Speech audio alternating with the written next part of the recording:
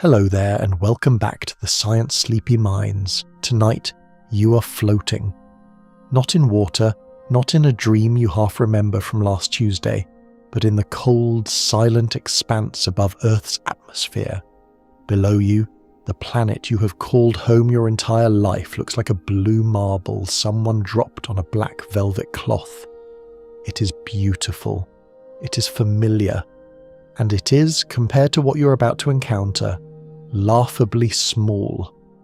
Somewhere out there, thousands of light years away, there is a planet so absurdly enormous that if you tried to drive around its equator at highway speed, you would need longer than recorded human civilization has existed just to complete the trip. You probably would not survive the first 5 minutes, honestly, but we will get to that. So before you get comfortable, take a moment to like the video and subscribe, but only if you genuinely enjoy what I do here. Also, drop a comment telling me where you're listening from and what time it is where you are right now. I always love reading those little postcards from around the world.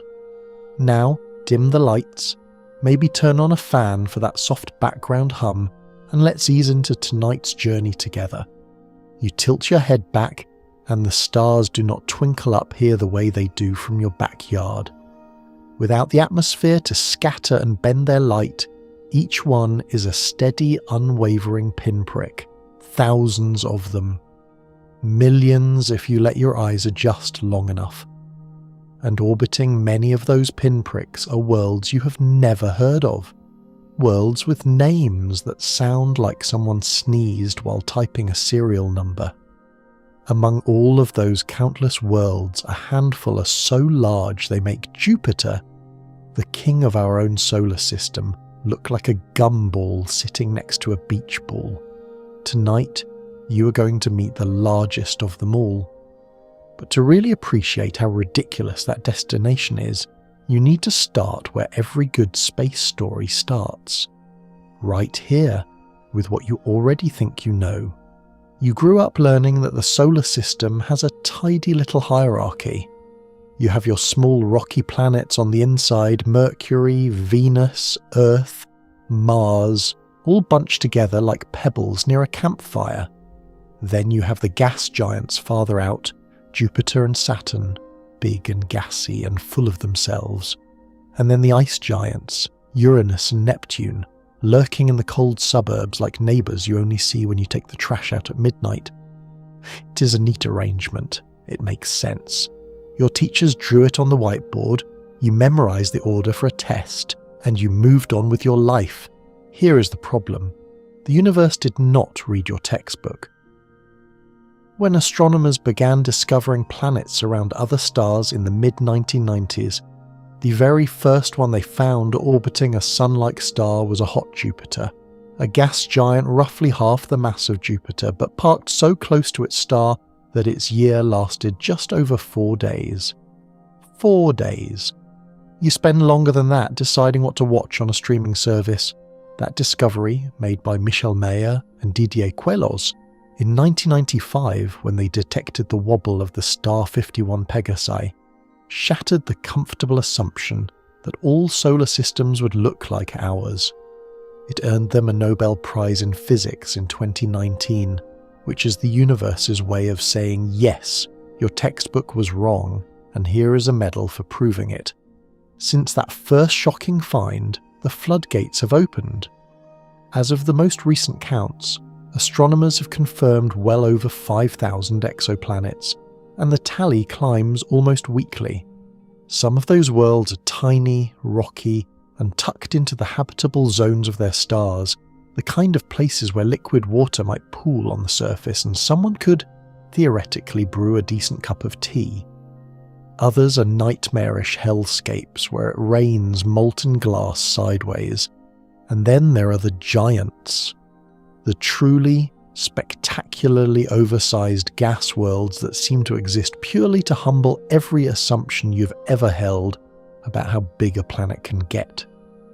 You lean forward in your imaginary spacecraft, pressing your face closer to the observation window. Somewhere in the constellation Ophiuchus, or maybe over in the direction of Musca, There are planets whose radii stretch to 10, 11, even 12 times that of Jupiter. Their atmospheres bloat outward like bread dough left in the sun, heated and puffed by the relentless radiation of nearby stars. Some of them are so inflated that their average density is lower than cork. You could, in a completely impractical thought experiment, carve one of these worlds into blocks and watch them float in a cosmic bathtub.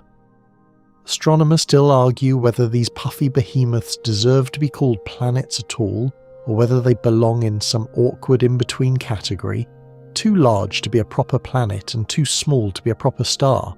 And that debate, that tug-of-war over definitions and boundaries, is exactly where your journey tonight begins in earnest.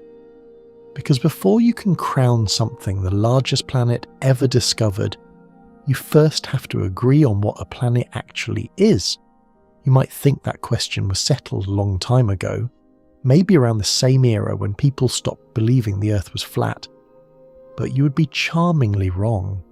The definition of a planet is one of the messiest, most contentious arguments in modern astronomy, and it has sparked the kind of petty academic drama that makes reality television look dignified.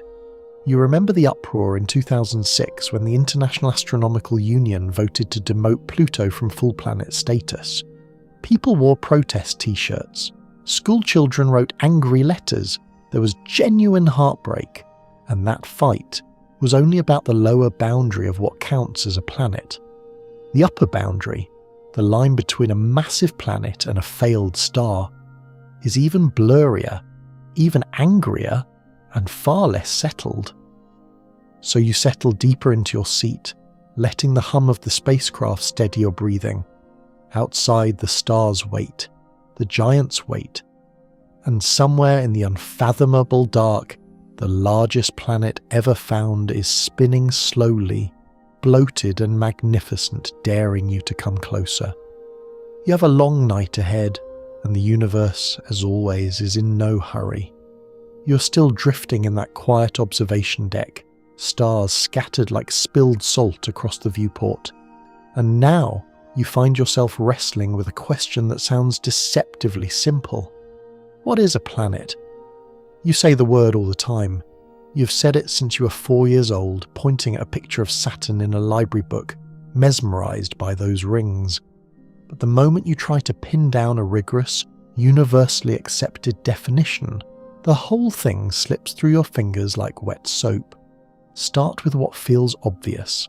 A planet is a big round thing that orbits a star. Fine. That covers Earth, that covers Jupiter, that covers the whole familiar lineup. But then you wander into the weeds. How big is too big? How small is too small? Does it have to orbit a star, or can it wander freely through the galaxy like some cosmic vagabond? And the moment you try to draw a firm line at the upper end, you stumble straight into one of astronomy's most stubborn feuds.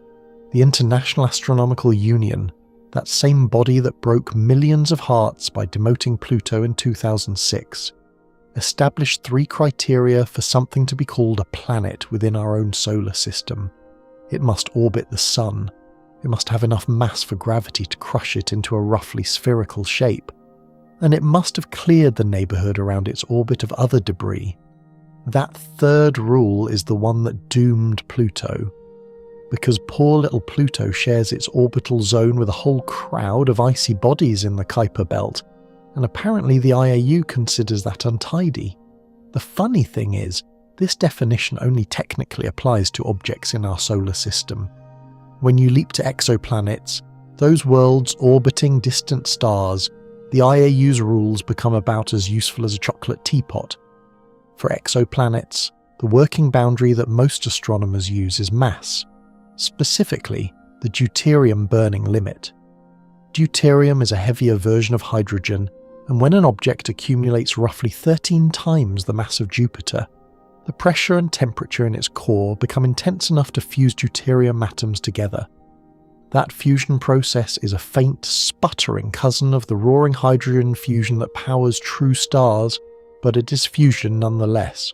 So the convention goes like this. Below 13 Jupiter masses, you are a planet. Above 13 Jupiter masses, you're a brown dwarf, a failed star, a cosmic almost ran that never quite gathered enough material to ignite full hydrogen fusion. Above roughly 80 Jupiter masses, you finally cross into genuine stardom, burning hydrogen steadily and earning your place on the main sequence. It sounds clean, it sounds reasonable, and astronomers still argue whether it makes any sense at all. The problem is that the deuterium burning limit is somewhat arbitrary. There is nothing magical that happens at exactly 13 Jupiter masses. The transition is gradual. An object at 12.9 Jupiter masses and one at 13.1 Jupiter masses are, for all practical purposes, identical twins. One gets called a planet and the other gets called a brown dwarf, and the only difference is which side of an imaginary line it happened to land on.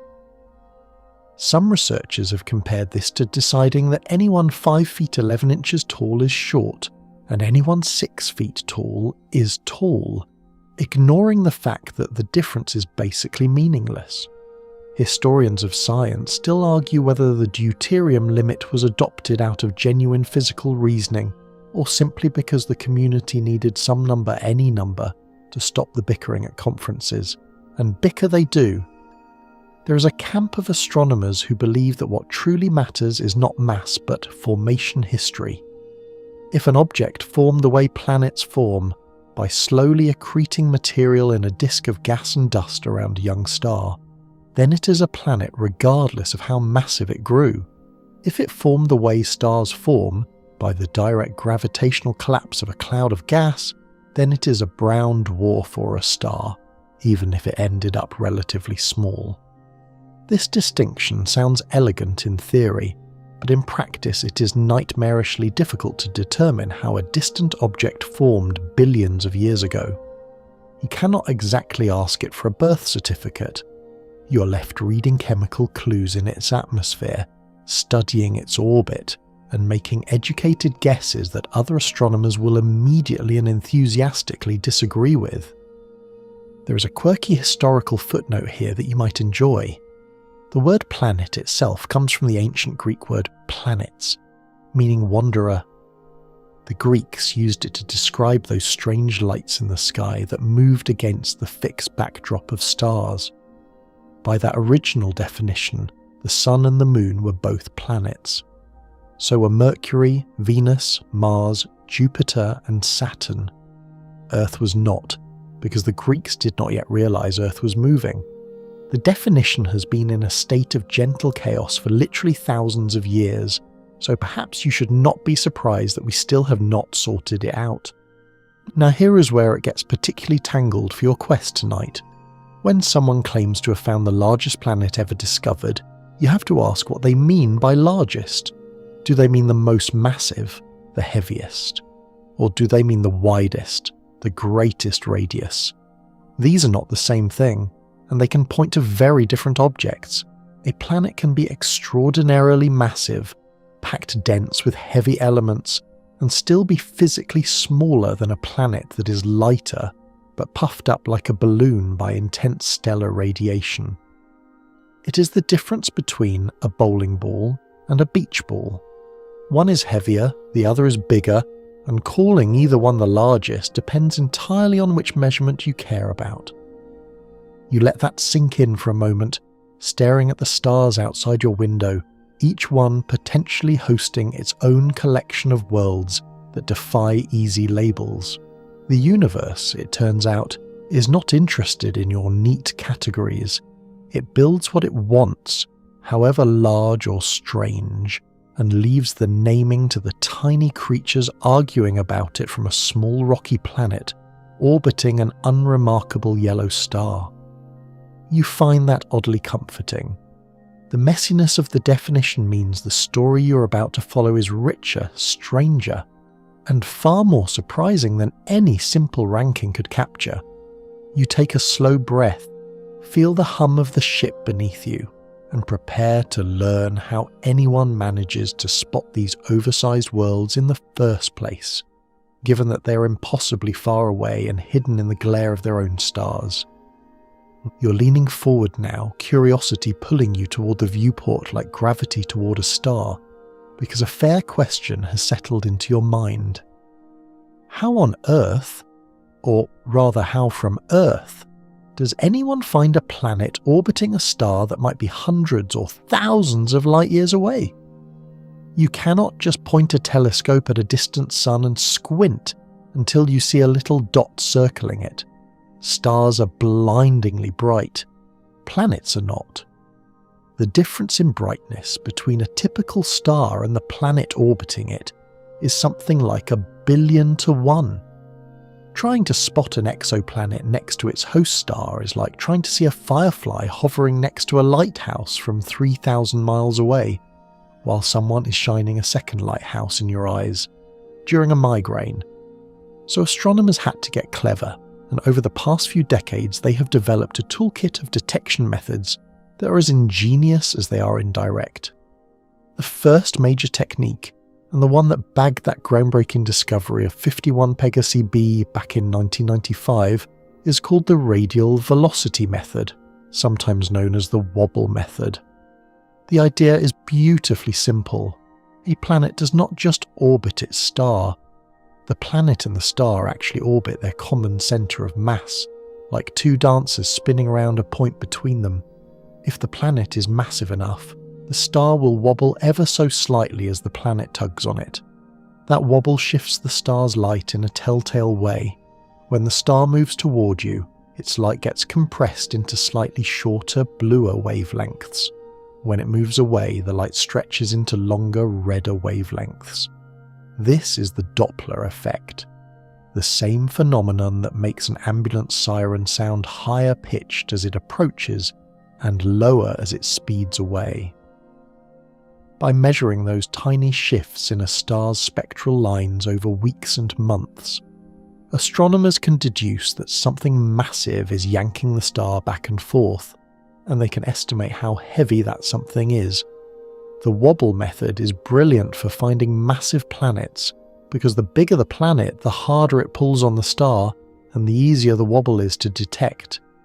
This is one reason the very first exoplanets discovered tended to be enormous gas giants. They were not necessarily the most common type of planet out there. They were simply the loudest, gravitationally speaking, the ones shouting their existence across the cosmos, while smaller rocky worlds whispered too softly to hear. Michel and Didier Queloz used this exact method at the Haute-Provence Observatory in southern France, a facility perched in the lavender-scented hills of Provence, which is a rather romantic setting for a discovery that would upend planetary science. There is a quirky detail the textbooks rarely mention. Mayer almost did not publish the result immediately because the planet they found was so bizarre, so unlike anything predicted, that he worried the data might be wrong. A Jupiter-mass planet with a 4-day orbit felt like a typo. It was not. The second great tool in the exoplanet hunter's kit is the transit method, and this one is responsible for the vast majority of confirmed exoplanets to date. The concept is almost childishly straightforward. If a planet passes directly between its star and your line of sight, it blocks a tiny fraction of the star's light. That dip in brightness is minuscule, often less than 1%, but modern space telescopes can measure it with exquisite precision. By watching the star over time and catching repeated dips at regular intervals, astronomers can determine the planet's orbital period, and crucially, they can calculate the planet's radius based on how much light it blocks. A bigger planet blocks more light, a smaller planet blocks less. This is the method that made NASA's Kepler Space Telescope a legend. Launched in 2009, Kepler stared at a single patch of sky containing about 150,000 stars and monitored their brightness continuously for years. It found thousands of planets, ranging from scorched super-Earths to bloated gas giants, and it revealed that planets are not rare exceptions in the galaxy. They are everywhere. There are, statistically, more planets in the Milky Way than there are stars. Let that settle over you for a moment. More planets than stars. The galaxy is not a mostly empty void with a few worlds scattered here and there. It is a planetary jungle. Now, the transit method tells you a planet's size, and the radial velocity method tells you a planet's mass. Combine both, and you get the planet's density, which tells you what the thing is roughly made of. A high density suggests rock and metal, a small dense world like Earth. A low density suggests gas, a puffy atmosphere-dominated world like Jupiter or Saturn. And some of the densities astronomers have calculated for the largest known exoplanets are so low they border on absurd, values that suggest these planets are less dense than a block of balsa wood, barely more substantial than a soap bubble scaled up to planetary proportions. Scholars still debate what internal mechanisms allow such extreme puffiness, and you will wade into that mystery soon enough. There is a third method worth knowing about, one that becomes especially important when you're hunting the very largest planets. It is called direct imaging, and it is exactly what it sounds like. You take a picture of the planet. This sounds like it should have been the first thing anyone tried, but remember that lighthouse versus firefly problem. To make direct imaging work, astronomers use a device called a coronagraph, which is essentially a tiny mask inside the telescope that blocks the star's light, creating an artificial eclipse. With the star's overwhelming glare suppressed, the faint glow of a nearby planet can sometimes emerge from the darkness. This technique works best for planets that are young, because young planets are still radiating the heat of their formation, glowing in infrared like embers in a dying fire. It also works best for planets that orbit far from their star, where the angular separation is wide enough for the telescope to distinguish planet from star. Some of the most massive and physically largest planetary candidates ever found were detected this way, their faint infrared glow betraying their presence like a warm breath in cold night air. You settle back in your seat, marvelling at the ingenuity of it all. Wobbles, shadows, and faint glows. These are the whispers the universe sends, and humans, stubborn and curious as always, have learned to listen. You're still sitting with the wonder of those detection methods fresh in your mind, the elegance of wobbles and shadows, when the ship's display begins populating with names, a catalogue of giants, a roster of worlds so enormous they make Jupiter look like it needs to hit the gym. And as you scroll through the list, you realise that the title of largest planet ever discovered has not been a stable crown.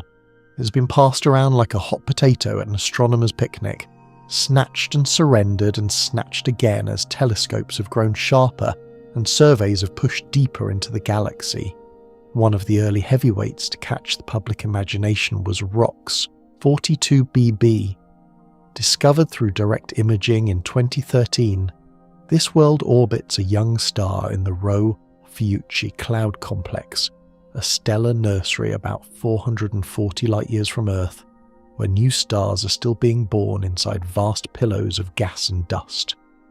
Rox's 42BB sits at a tremendous distance from its host star, roughly 150 times the distance between Earth and the Sun, which is so far out that it takes centuries to complete a single orbit. You could be born, live a full life, grow old, and never see this planet complete even a fraction of its year. The object's mass is estimated at around 9 Jupiter masses, which places it comfortably below the deuterium burning threshold, keeping it in the planet camp by conventional standards. But what really raised eyebrows was its size. Early estimates suggested a radius significantly larger than Jupiter's, a swollen young world still radiating the intense heat of its recent formation. It was like finding a newborn baby the size of a refrigerator. Impressive, slightly alarming, and difficult to explain with existing models. Rox 42, BB was not alone in the nursery of oversized oddities. Around the same time, astronomers were cataloguing a growing population of what they began calling super-Jupiters, gas giants with masses ranging from about 2 to 13 Jupiter masses. These worlds occupied an awkward middle ground, too massive to resemble anything in our solar system, and yet not quite massive enough to cross into brown dwarf territory. They were the teenagers of the planetary world, too big for the kids' table and not yet invited to sit with the adults. Some orbited close to their stars and were blisteringly hot. Others, like Rock's 42BB, drifted in the frozen outer reaches of their systems, cold and lonely and enormous. One particularly memorable entry in the Super Jupiter catalogue is the planet known as Kappa Andromedae b, announced in 2012.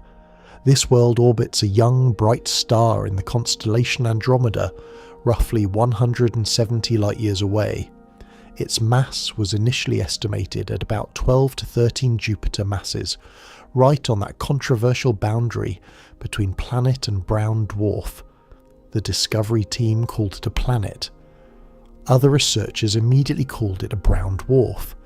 The argument played out in journal papers and conference hallways with the kind of restrained academic hostility that involves lots of footnotes and very passive-aggressive citations. Historians of exoplanet science still argue whether Kappa Andromedae b belongs on the list of largest planets, or whether it should be disqualified on a technicality, like an Olympic sprinter who tested positive for being just slightly too star-like. There is a quirky detail about this era of discovery that rarely makes it into the headlines. Many of these super-Jupiters were found around stars that are themselves quite young, often only tens of millions of years old. In cosmic terms, that is infancy. Our own Sun is about 4.5 billion years old, a comfortable middle-aged star with a settled planetary system. These young systems are still chaotic, still evolving, and their planets are still cooling from the violence of their formation. That residual heat is actually what makes them detectable through direct imaging. They glow in the infrared like coals in a campfire, and that glow fades over millions of years as the planet radiates its birth energy into space. So when you look at an image of Rock's 42BB or Kappa Andromeda b, you're essentially watching a planet in its baby photos, red-faced and screaming and much puffier than it will be when it grows up. Some researchers have estimated that these young super-Jupiters will shrink significantly over the next few billion years as they cool and contract, which means the record-breaking radii measured today might be temporary. The largest planet right now might not be the largest planet forever. The title is not just contested across different worlds, it is contested across time. As you scroll further down the catalogue, more names appear. Beta Pictoris b, a directly imaged giant orbiting a famous young star surrounded by a spectacular debris disk. HD 106906b, a puzzling world sitting at an absurd distance from its star, so far away that some astronomers have questioned whether it formed in place or was flung outward by gravitational chaos. Each discovery pushed the boundaries a little further, each one forced theorists to update their models, and each one reminded the astronomical community that the universe has a deep and abiding fondness for building things that should not, by any reasonable expectation, exist. You notice a pattern as you study these entries. The planets that contend for the title of a largest tend to share a few traits. They're usually young. They're often found through direct imaging rather than transits or radial velocity. They orbit at large distances from their host stars, and their sizes are frequently uncertain because measuring the radius of a directly imaged planet is far trickier than measuring the radius of a transiting one. When a planet transits, you get a crisp measurement of how much starlight it blocks, which translates directly to its physical size. When a planet is directly imaged, you measure its brightness in infrared light, and then use theoretical models to estimate its size based on assumptions about its temperature, age, and atmospheric composition. Change those assumptions, and the estimated radius can shift considerably. This uncertainty has fueled no small amount of disagreement in the field, with different research groups publishing different size estimates for the same object, and politely implying that the other team's models are insufficient. You lean back, letting the catalogue fade from the display. The early super Jupiters were impressive, even shocking, but they were just the opening act. The truly inflated worlds, the ones that puff up to sizes that seem to mock the laws of physics, are waiting in the next chapter of the story, and they play by entirely different rules. You feel the ship bank gently to the left, as if the navigation system has decided on a new heading without consulting you, and the star field outside your window shifts. The young, distant super Jupiters you were just admiring are still out there, glowing in their stellar nurseries, but your attention is being drawn now toward a different breed of giant entirely. These are not the cold, faraway worlds found through direct imaging. These are the hot ones, the close ones, the planets that orbit so near to their host stars that their atmospheres are being baked, stirred, and inflated like balloons in an oven. And among them, one of the most spectacular examples is a world called HATP 67b. Discovered in 2017 by the Hungarian-made automated telescope network, which is a ground-based survey that has been quietly and methodically hunting transiting exoplanets since the early 2000s, HATP 67b orbits a star roughly 1100 light-years from Earth. The star itself is a subgiant, a sun that has begun to swell and brighten as it exhausts the hydrogen fuel in its core. It is older and puffier than our own sun, and the planet circling it seems to have taken that puffiness as a personal challenge.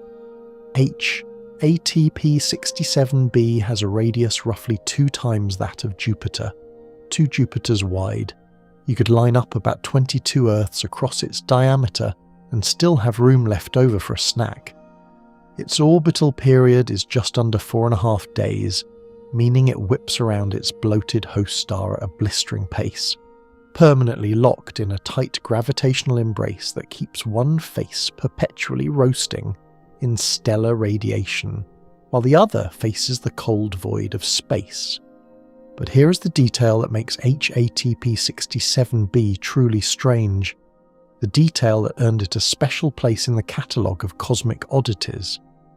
Despite being twice Jupiter's width, it is not twice Jupiter's mass. It is not even close. Its mass is surprisingly low, estimated at roughly 1/3 of Jupiter's mass, give or take significant uncertainty. Do the arithmetic on that and you arrive at a density so low it borders on the absurd. This planet is less dense than styrofoam, less dense than cork, less dense than the packing peanuts that tumble out of a shipping box when you order something fragile online. If you could somehow find a bathtub large enough, and if you could fill it with water, HATP 67b would bob on the surface like a rubber duck. A rubber duck the size of a planet. Let that image settle into your brain for a moment, because it is one of the most delightfully ridiculous things modern astronomy has produced. Astronomers sometimes refer to worlds like HATP 67b as puffy Jupiters or cotton candy planets, and the nickname is surprisingly apt. These are gas giants whose atmospheres have been heated and expanded to such an extreme degree that the planet occupies an enormous volume while containing relatively little actual stuff. Imagine inflating a balloon to the size of your living room. The balloon looks impressively large, but the amount of rubber in it has not changed. The material has simply been stretched thin across a much bigger space. That is essentially what has happened to HATP 67b. Its hydrogen and helium atmosphere has been puffed outward by the intense radiation pouring from its nearby star, creating a vast, tenuous envelope of gas that is barely holding itself together. There is a historical parallel here that might amuse you. In the 1800s, astronomers were astonished when they first calculated the density of Saturn and realized it was less dense than water. Saturn, with its magnificent rings and imposing presence, was essentially a giant fluff ball. The discovery prompted one Victorian-era scientist to quip that Saturn could float in an ocean, provided you could find an ocean large enough and did not mind the mess. Hat P67b takes that same joke and amplifies it to a degree the Victorians could never have imagined. If Saturn's low density was surprising, Hat P67b's density is practically a punchline. What makes the puffiness of worlds like HATP67b genuinely puzzling, though, is that standard models of planetary structure do not easily account for it. When astronomers build theoretical models of gas giants, plugging in the known temperature, mass, and age, and then calculating what size the planet should be, the models consistently predict a smaller planet than what is actually observed. Something extra is inflating these worlds beyond what simple heating from the star should produce. This discrepancy has been nicknamed the radius inflation problem, and it has been nagging the exoplanet community for over 2 decades now. The first hints of the problem appeared shortly after the discovery of HD 209458b in 1999, one of the first transiting exoplanets ever detected. That planet was also larger than models predicted, and astronomers have been chasing the explanation ever since. Several theories have been proposed. One idea is that intense stellar radiation penetrates deep into the planet's atmosphere and deposits energy far below the cloud tops, heating the interior and preventing the planet from contracting to its expected size. Another theory invokes tidal forces. If the planet's orbit is even slightly elliptical, the star's gravity will flex and squeeze the planet rhythmically as it orbits, generating heat through friction in the interior, the same mechanism that heats Jupiter's moon Io and drives its spectacular volcanic eruptions. A third possibility involves ohmic dissipation, a process where electrical currents induced by the planet's magnetic field moving through its ionized atmosphere generate resistive heating, essentially turning the planet into a very large, very slow toaster. Scholars still argue which of these mechanisms dominates, and the honest answer might be that all of them contribute to varying degrees in different planets. You stare at the display showing HATP67b's profile, that impossibly round, impossibly light, impossibly large world, and you feel something close to affection for it. It is a planet that should not be as big as it is, a cosmic overachiever in the art of taking up space while contributing very little substance. You know people like that. You might even be related to some of them, but HATP67b is not the end of the inflation story. It is merely one of the most dramatic examples, and the mystery of why these worlds swell so extravagantly is about to pull you even deeper into the physics. You're still thinking about that cotton candy planet, still trying to wrap your head around a world less dense than packing peanuts, when the display flickers and a new name appears. HATP32b, another product of that industrious Hungarian telescope network, discovered in 2011, and another hot Jupiter that has swollen far beyond what any well-behaved planet ought to. This one orbits a star roughly 950 light-years from Earth, tucked away in the constellation Andromeda, and its vital statistics read like a dare. It has a radius roughly 1.8 to 2 times that of Jupiter, depending on which study you consult, and a mass of roughly 0.8 Jupiter masses. Once again, you're looking at a planet that is physically enormous but gravitationally modest, a world that takes up tremendous space without having the mass to justify it.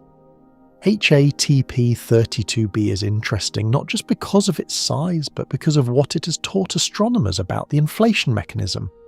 This planet orbits its star in just 2.15 days. 2 days. You spend longer than that recovering from a bad meal.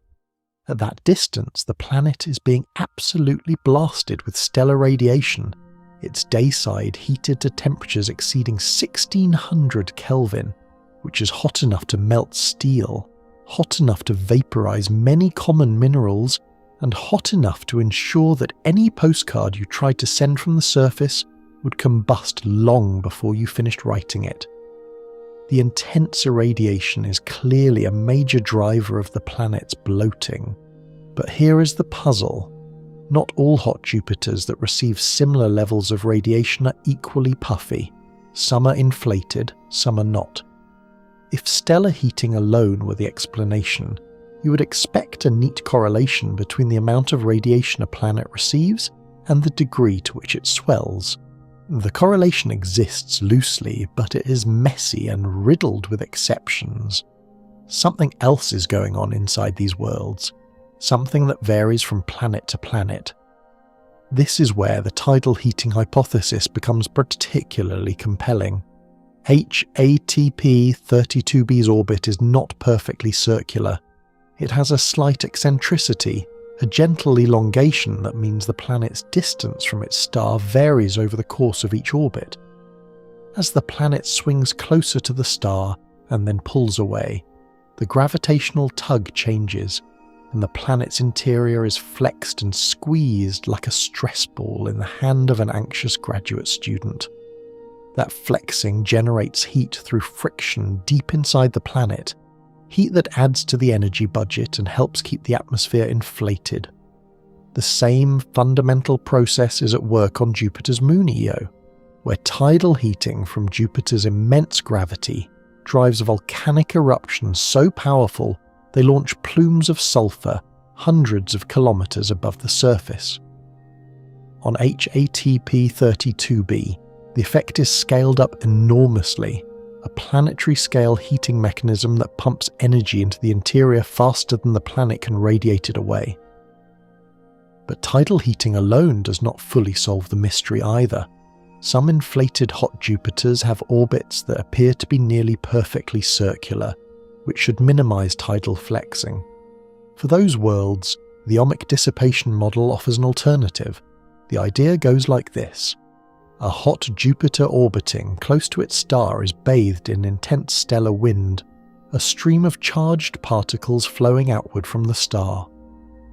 The planet's magnetic field interacts with this wind and with the ionized gases in its own upper atmosphere, inducing electrical currents that flow through the deeper layers of the atmosphere.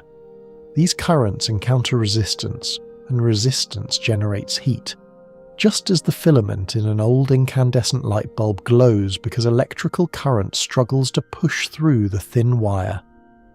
In a hot Jupiter, this process can deposit significant amounts of energy deep inside the planet, inflating it from within. It is an elegant theory, and computational models have shown that it can, under the right conditions, reproduce the observed radii of many inflated planets. Scholars still argue whether ohmic dissipation is the dominant mechanism or merely one ingredient in a more complex recipe, and the debate shows no signs of being settled anytime soon. There's a fringe idea floating around the edges of this discussion that you might find entertaining. A small number of researchers have proposed that some inflated hot Jupiters might be experiencing a kind of delayed contraction. The idea is that these planets formed with very high internal entropy, essentially a lot of disorder and thermal energy locked inside them from the chaotic process of their birth, and that they simply have not had enough time to cool down and shrink to their expected size. In this view, the inflation is not caused by any ongoing heating mechanism at all. The planet is just still deflating from its formation, like a balloon that was overinflated at the factory and is slowly, imperceptibly leaking air for billions of years. most mainstream researchers find this explanation insufficient on its own, particularly for older systems where the planet has had plenty of time to cool, but it adds a fascinating wrinkle to the conversation. What HATP-32b and its Puffy cousins have collectively demonstrated is that the interior physics of gas giants is far more complicated than anyone appreciated before the exoplanet era. When all you had to study was Jupiter and Saturn, you could build relatively simple models of giant planet interiors and feel reasonably confident they were correct. But now, with hundreds of hot Jupiters displaying a bewildering range of sizes and densities, those simple models have been stretched as thin as the atmospheres they are trying to explain. Each new discovery adds another data point, another constraint, another reason to revise the equations. The theorists are working hard, but the universe is working harder, churning out planets that seem designed to embarrass the models. You glance back at the display, where HATP-32b floats in its simulated orbit, bloated and serene, utterly indifferent to the scientific arguments swirling around it. The planet does not care why it is so large. It simply is. And somewhere out there, beyond the hot Jupiters and the cotton candy giants, there are worlds even larger. Worlds whose sheer dimensions push the boundary of what can reasonably be called a planet at all. Your ship hums softly, recalibrating its heading, and you feel the gentle pull of something truly massive waiting ahead in the dark. You feel the ship shudder almost imperceptibly, as though the navigation system has locked onto something enormous in the distance, something whose gravitational influence is so vast it sends a faint ripple through the fabric of space long before you can see it. The hot Jupiters were impressive, those bloated gas balls orbiting perilously close to their stars, but now you are steering toward the genuine Titans. The worlds that do not just push the limits of planetary size but seem to actively mock them. And among the most extraordinary candidates for the title of largest planet ever discovered is a world that was captured not by the transit method, not by the wobble of its star, but by direct imaging. A planet whose portrait was taken in infrared light, glowing with the residual heat of its own formation, hanging in the darkness like an ember that refuses to go out. The object goes by the designation TYC8998-760-1b, a name that rolls off the tongue about as gracefully as a shopping cart with a broken wheel. It was announced in 2020 by a team of astronomers led by Alexander Bohn at Leiden University in the Netherlands, and the discovery was remarkable for several reasons. First, TYC 8998-760-1b was one of the first exoplanets to be directly imaged orbiting a Sun-like star, meaning a star broadly similar to our own Sun in mass and temperature, though considerably younger.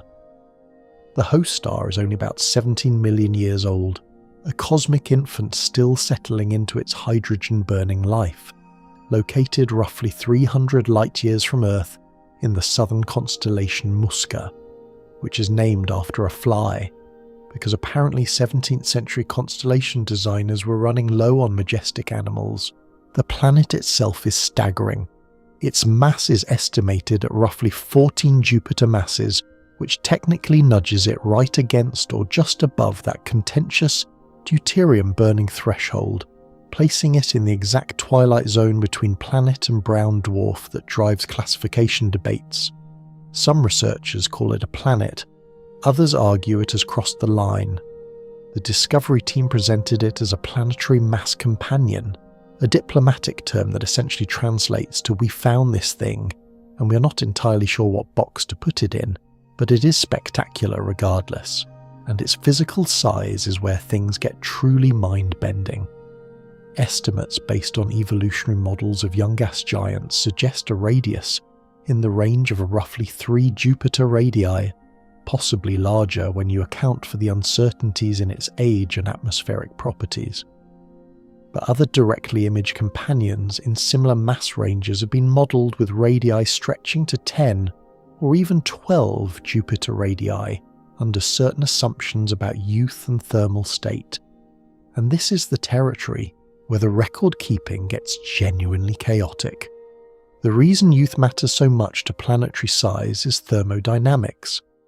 When a giant planet forms, whether through the slow accumulation of gas onto a rocky core, or through the rapid gravitational collapse of a gas cloud, the process releases an enormous amount of energy.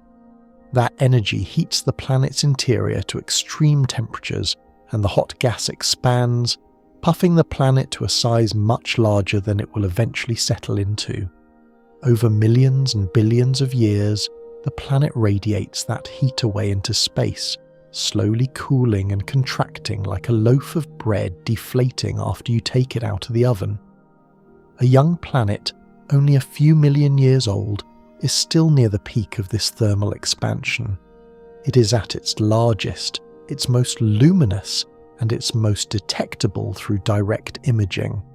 An identical planet observed 5 billion years later would be smaller, dimmer, and far harder to find.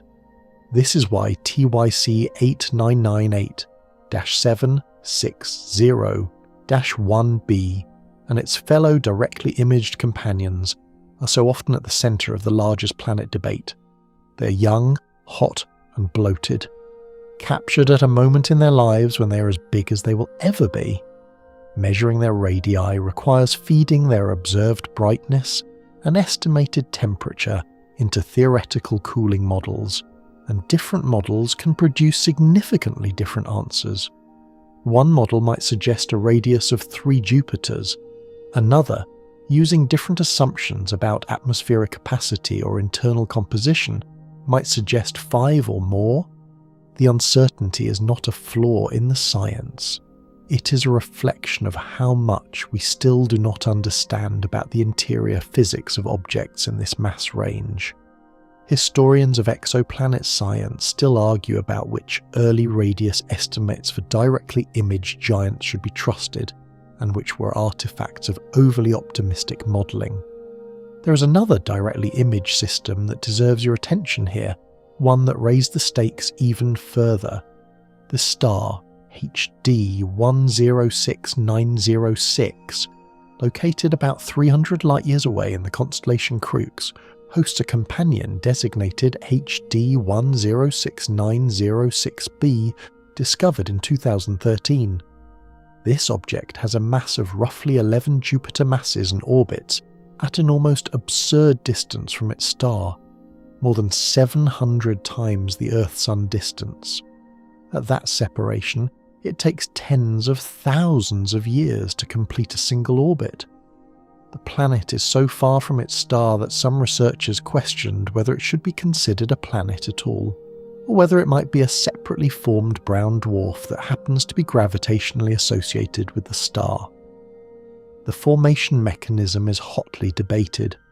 Core accretion, the standard model for building gas giants, struggles to explain how a planet could form so far from its star, where the disk of gas and dust would have been too thin and sparse to assemble anything so massive. Gravitational instability, where a dense clump in the disk collapses directly into a giant planet, is a more plausible explanation at such distances, but it carries its own set of theoretical complications. You take a slow breath, feeling the weight of the numbers pressing gently against your thoughts. 14 Jupiter masses, 11 Jupiter masses, radii measured in multiples of Jupiter, orbits that span centuries or millennia. These are not the tidy, well-behaved planets of your school textbook. These are the outliers, the extremes, the universe's way of reminding you that whatever rules you think govern planetary formation, there are always exceptions large enough to drive a gas giant through. You're beginning to sense a theme here, a thread that has been winding through every discovery, every debate, every contested measurement since you began this journey. The question of which planet holds the title of largest is not a simple matter of checking a scoreboard.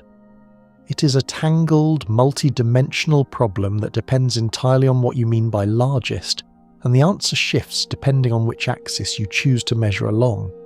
You're floating in your observation deck surrounded by data, and it is time to confront this ambiguity directly, because if you do not, the rest of the journey will feel like trying to judge a beauty contest where nobody can agree on what beauty means. Start with mass. If largest means most massive, then the contenders are those objects hovering near the deuterium burning limit, the worlds with 10, 12, 13 Jupiter masses that sit right on the boundary between planet and brown dwarf. The heavier the object, the more stuff it contains, and by a pure accounting of matter, these are the largest planets in existence.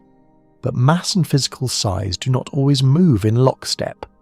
Remember those puffy hot Jupiters from a few sections ago, the cotton candy worlds with enormous radii and modest masses. HATP 67b has a radius twice that of Jupiter, but a mass only a third of Jupiter's. If you define largest by physical extent, by sheer width, then HATP 67b and its inflated kin are serious contenders despite being relative lightweights on the cosmic scale. A planet can be enormous in volume while containing less material than a planet half its diameter. Then there is the question of what you're actually measuring when you talk about a gas giant's radius. A rocky planet like Earth has a well-defined surface. You can point to the boundary between rock and atmosphere and say, there, that is where the planet ends. A gas giant has no such luxury. There is no surface. The atmosphere simply gets denser and denser as you descend, transitioning gradually from wispy gas to compressed fluid to something resembling a liquid without ever encountering a solid boundary you could stand on. So when astronomers quote a radius for Jupiter, or for a hot Jupiter exoplanet, they are typically referring to the point in the atmosphere where the pressure equals 1 bar, roughly the atmospheric pressure at sea level on Earth. But this is an arbitrary choice. If you defined the radius at a different pressure level, you would get a different number. For most practical purposes, the 1 bar convention works fine, but it introduces a subtle fuzziness into every size measurement that is worth keeping in the back of your mind. Radius measurements for transiting planets are generally the most reliable, because the transit method gives you a direct geometric measurement of how much starlight the planet blocks. The precision can be remarkable, sometimes pinning down the radius to within a few percent. But for directly imaged planets, the ones found glowing in infrared far from their stars, the radius is not measured directly at all. It is inferred. Astronomers measure the planet's brightness and estimate its temperature, then use theoretical models to calculate what radius would produce that brightness at that temperature. This is a perfectly valid scientific approach, but it depends heavily on the accuracy of the models. Change the assumed atmospheric composition, tweak the cloud properties, adjust the age estimate of the system, and the inferred radius can shift by a factor of 2 or more. This is why you will sometimes see wildly different size estimates for the same directly imaged planet in different published papers. It is not that one team is right and the other is wrong. They're using different models with different assumptions, and the data are not yet precise enough to definitively choose between them. There is a quirky philosophical dimension to this measurement problem that astronomers occasionally wrestle with over coffee and conference dinners. When you measure the radius of a transiting exoplanet, you're measuring the size of the planet's opaque disk, the region that blocks starlight. For most gas giants, this corresponds roughly to the cloud tops, where the atmosphere becomes thick enough to absorb visible light. But some planets have extended semi-transparent outer atmospheres that stretch far beyond the cloud tops, hazes and exospheres that are too thin to block much light, but are still gravitationally bound to the planet. Is that wispy outer envelope part of the planet or not? If a hot Jupiter has an escaping atmosphere, a stream of hydrogen gas being stripped away by stellar radiation and trailing behind the planet like a comet tail. Where does the planet end and where does the tail begin? These are not merely academic questions. For the most inflated planets, the ones pushing the boundaries of what is physically possible, the answer to where does the planet end can shift the recorded radius by a meaningful amount. Scholars still argue whether the most useful metric for comparing planetary sizes is the volumetric radius, the mass, the surface gravity, or some combination of all three. Some researchers have proposed using the Roche lobe as a more physically meaningful size boundary. The Roche lobe is the region around a planet within which material is gravitationally bound to the planet rather than to the star. For a close-in hot Jupiter, the Roche lobe can be surprisingly small relative to the planet's inflated atmosphere, meaning that the outermost layers of the atmosphere are actually spilling over the gravitational boundary and being siphoned away by the star. In these cases, the planet is not just large, it is actively losing itself, shedding mass into space in a slow, ongoing act of atmospheric erosion. The planet is, in a very real sense, evaporating. There is something almost poetic about a world so large that it cannot hold itself together, so bloated that gravity loses its grip on the outermost layers, and they drift away into the stellar wind like dandelion seeds in a breeze. You stare out the viewport and let the complexity of it all wash over you. Largest is not a single number, it is a constellation of measurements, each telling a different part of the story. Mass tells you how much, radius tells you how wide, density tells you how packed, and none of them alone gives you the full picture. You're chasing a title that depends on perspective, on definition, on which ruler you choose to pick up, and you are perfectly fine with that, because the ambiguity is part of what makes the chase so captivating. You need a breather. All these distant, impossibly large worlds have been spinning through your thoughts like a carousel of cosmic excess, and before you push any deeper into the extremes, it seems wise to come home for a moment, home to Jupiter, the original giant, the planet that gave its name to every oversized gas world discovered since, the benchmark against which all others are measured, and a world that is, in its own right, spectacularly impressive even if it no longer holds any size records. You swing the ship around, and there it is in the display, rendered from decades of spacecraft data. Jupiter, 11 times the diameter of Earth, 318 times Earth's mass. A volume so vast that you could pour 1,300 Earths inside it and still have room to rattle around. If Earth were a grape, Jupiter would be a basketball. You've heard these comparisons before, probably, but they bear repeating because the human brain is astonishingly bad at internalizing large numbers. You can say 1,300 Earths and nod along, but genuinely picturing 1,300 copies of the entire world you live on. Every ocean, every mountain, every city, every forest, all crammed inside a single sphere, is the kind of exercise that makes your neurons file a formal complaint.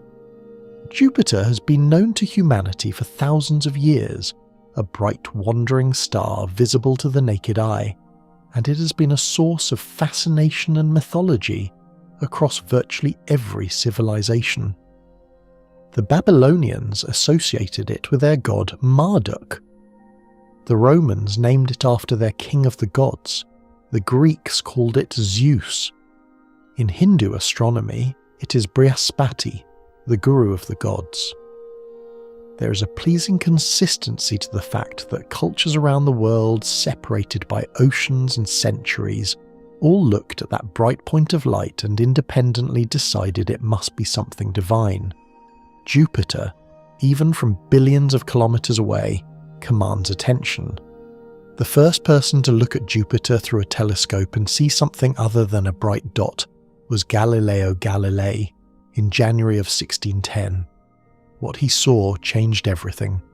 4 tiny points of light, lined up near the planet, shifting position from night to night. He realized they were moons, orbiting Jupiter the way our moon orbits Earth. This was a direct challenge to the geocentric model of the universe, the idea that everything revolved around Earth. Here was clear evidence that at least some things revolved around something else entirely. The 4 moons Galileo discovered, Io, Europa, Ganymede, and Callisto, are still called the Galilean moons in his honour, and each one is a world unto itself. Europa is encased in ice with a saltwater ocean beneath. Io is the most volcanically active body in the solar system. Ganymede is larger than the planet Mercury. Callisto's cratered surface records billions of years of cosmic impacts. Jupiter is not just a planet. It is a miniature solar system, a gravitational patriarch presiding over a family of at least 95 known moons as of recent counts, though astronomers keep finding more and the number seems to climb every year like an enthusiastic step counter. What makes Jupiter particularly useful as a measuring stick for exoplanets is that we know it extraordinarily well. Multiple spacecraft have visited it. Pioneer 10 and 11 flew past in the early 1970s. Voyager 1 and 2 followed in 1979, sending back images so detailed and beautiful they redefined humanity's relationship with the outer solar system. The Galileo orbiter spent 8 years studying the Jovian system in the 1990s and 2000s. And most recently, the Juno spacecraft, which arrived in 2016, has been diving closer to Jupiter's cloud tops than any previous mission, mapping its gravitational field, probing its deep atmosphere, and revealing that the planet's interior is far stranger and less uniform than anyone expected. Here is a quirky detail that rarely makes the highlight reel. Jupiter radiates about 1.6 times more energy than it receives from the Sun. The planet is generating heat internally, left over from its formation 4.5 billion years ago, slowly leaking out through its atmosphere. Jupiter is still cooling down from being born. In a sense, it is doing the same thing those young, directly imaged exoplanets are doing, radiating birth heat into space, except Jupiter has had billions of years to do it, and has contracted to a relatively stable size. If you could rewind time and observe Jupiter when it was only 10 million years old, it would have been significantly larger and much more luminous in infrared. Baby Jupiter would have been a respectable contender among the puffy young giants scattered across the galaxy. Jupiter's great red spot deserves a moment of your attention, not because it is relevant to the size record, but because it provides a sense of scale that might recalibrate your imagination. The Great Red Spot is a storm, an anticyclonic storm that has been raging for at least 350 years, possibly much longer. It is wide enough to swallow Earth whole, with room to spare. Winds at its edges reach speeds of several hundred kilometers per hour, and yet, on Jupiter, it is just one feature among many, one swirl in a turbulent atmosphere banded with jet streams and dotted with smaller storms that would each qualify as catastrophic on any terrestrial world. If Jupiter's signature storm can dwarf your entire planet, imagine what the atmospheric features of a world 10 times Jupiter's radius might look like. Storms the size of solar systems, jet streams that span distances it takes light noticeable fractions of a second to cross. You let Jupiter fade from the display, its familiar banded face receding like an old friend waving from a doorway. It has served its purpose. You now have a visceral, grounded sense of what one Jupiter looks like, feels like, means.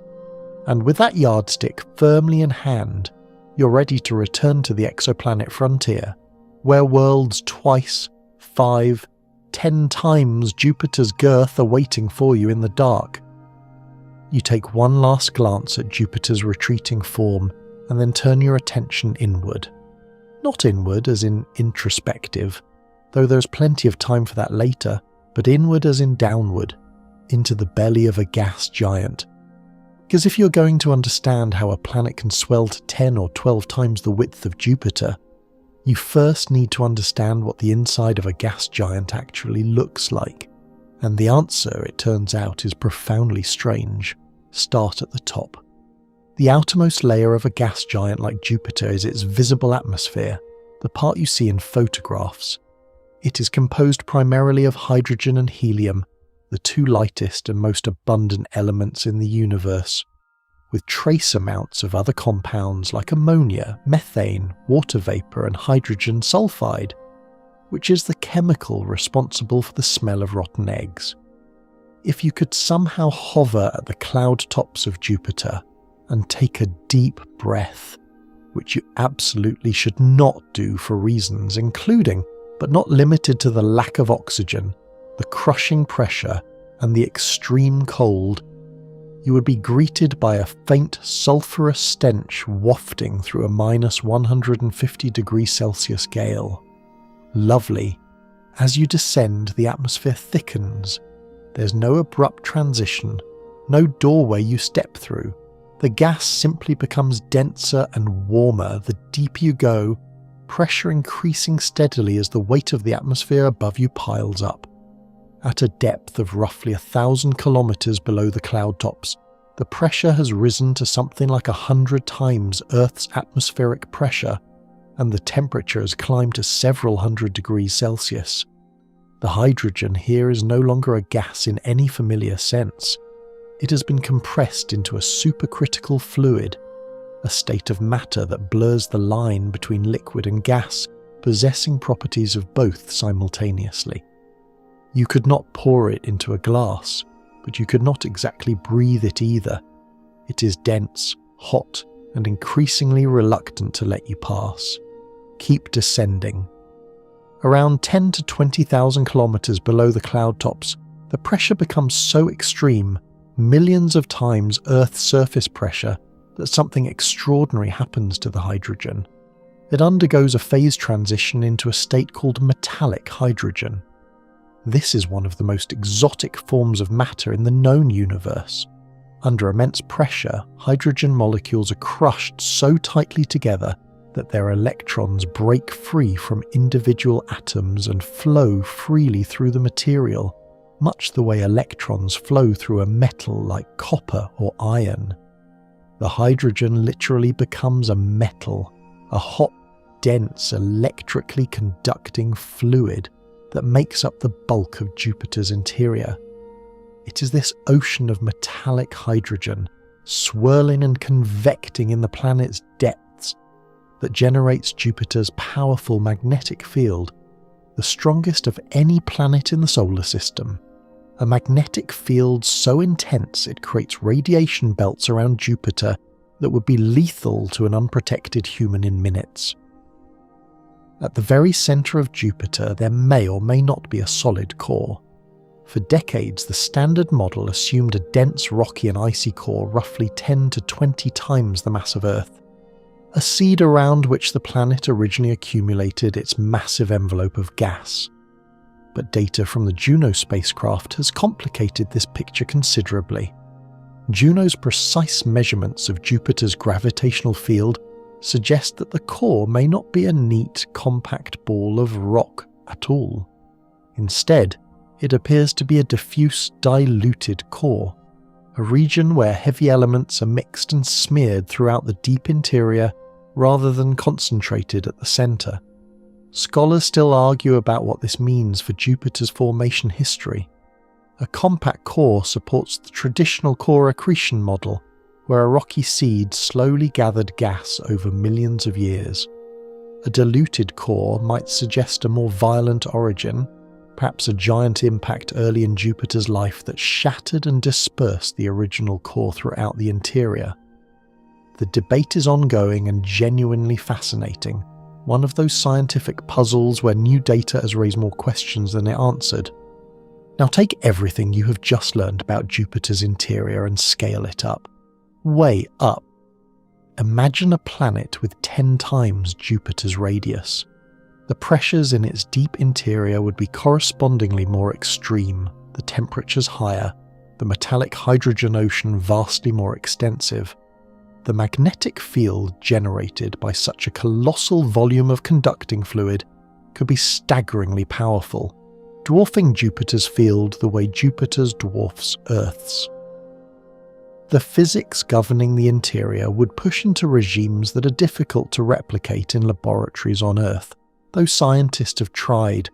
Researchers at places like the National Ignition Facility in California have used enormously powerful lasers to compress tiny samples of hydrogen to pressures approaching those found in gas giant interiors, briefly creating metallic hydrogen in a laboratory setting.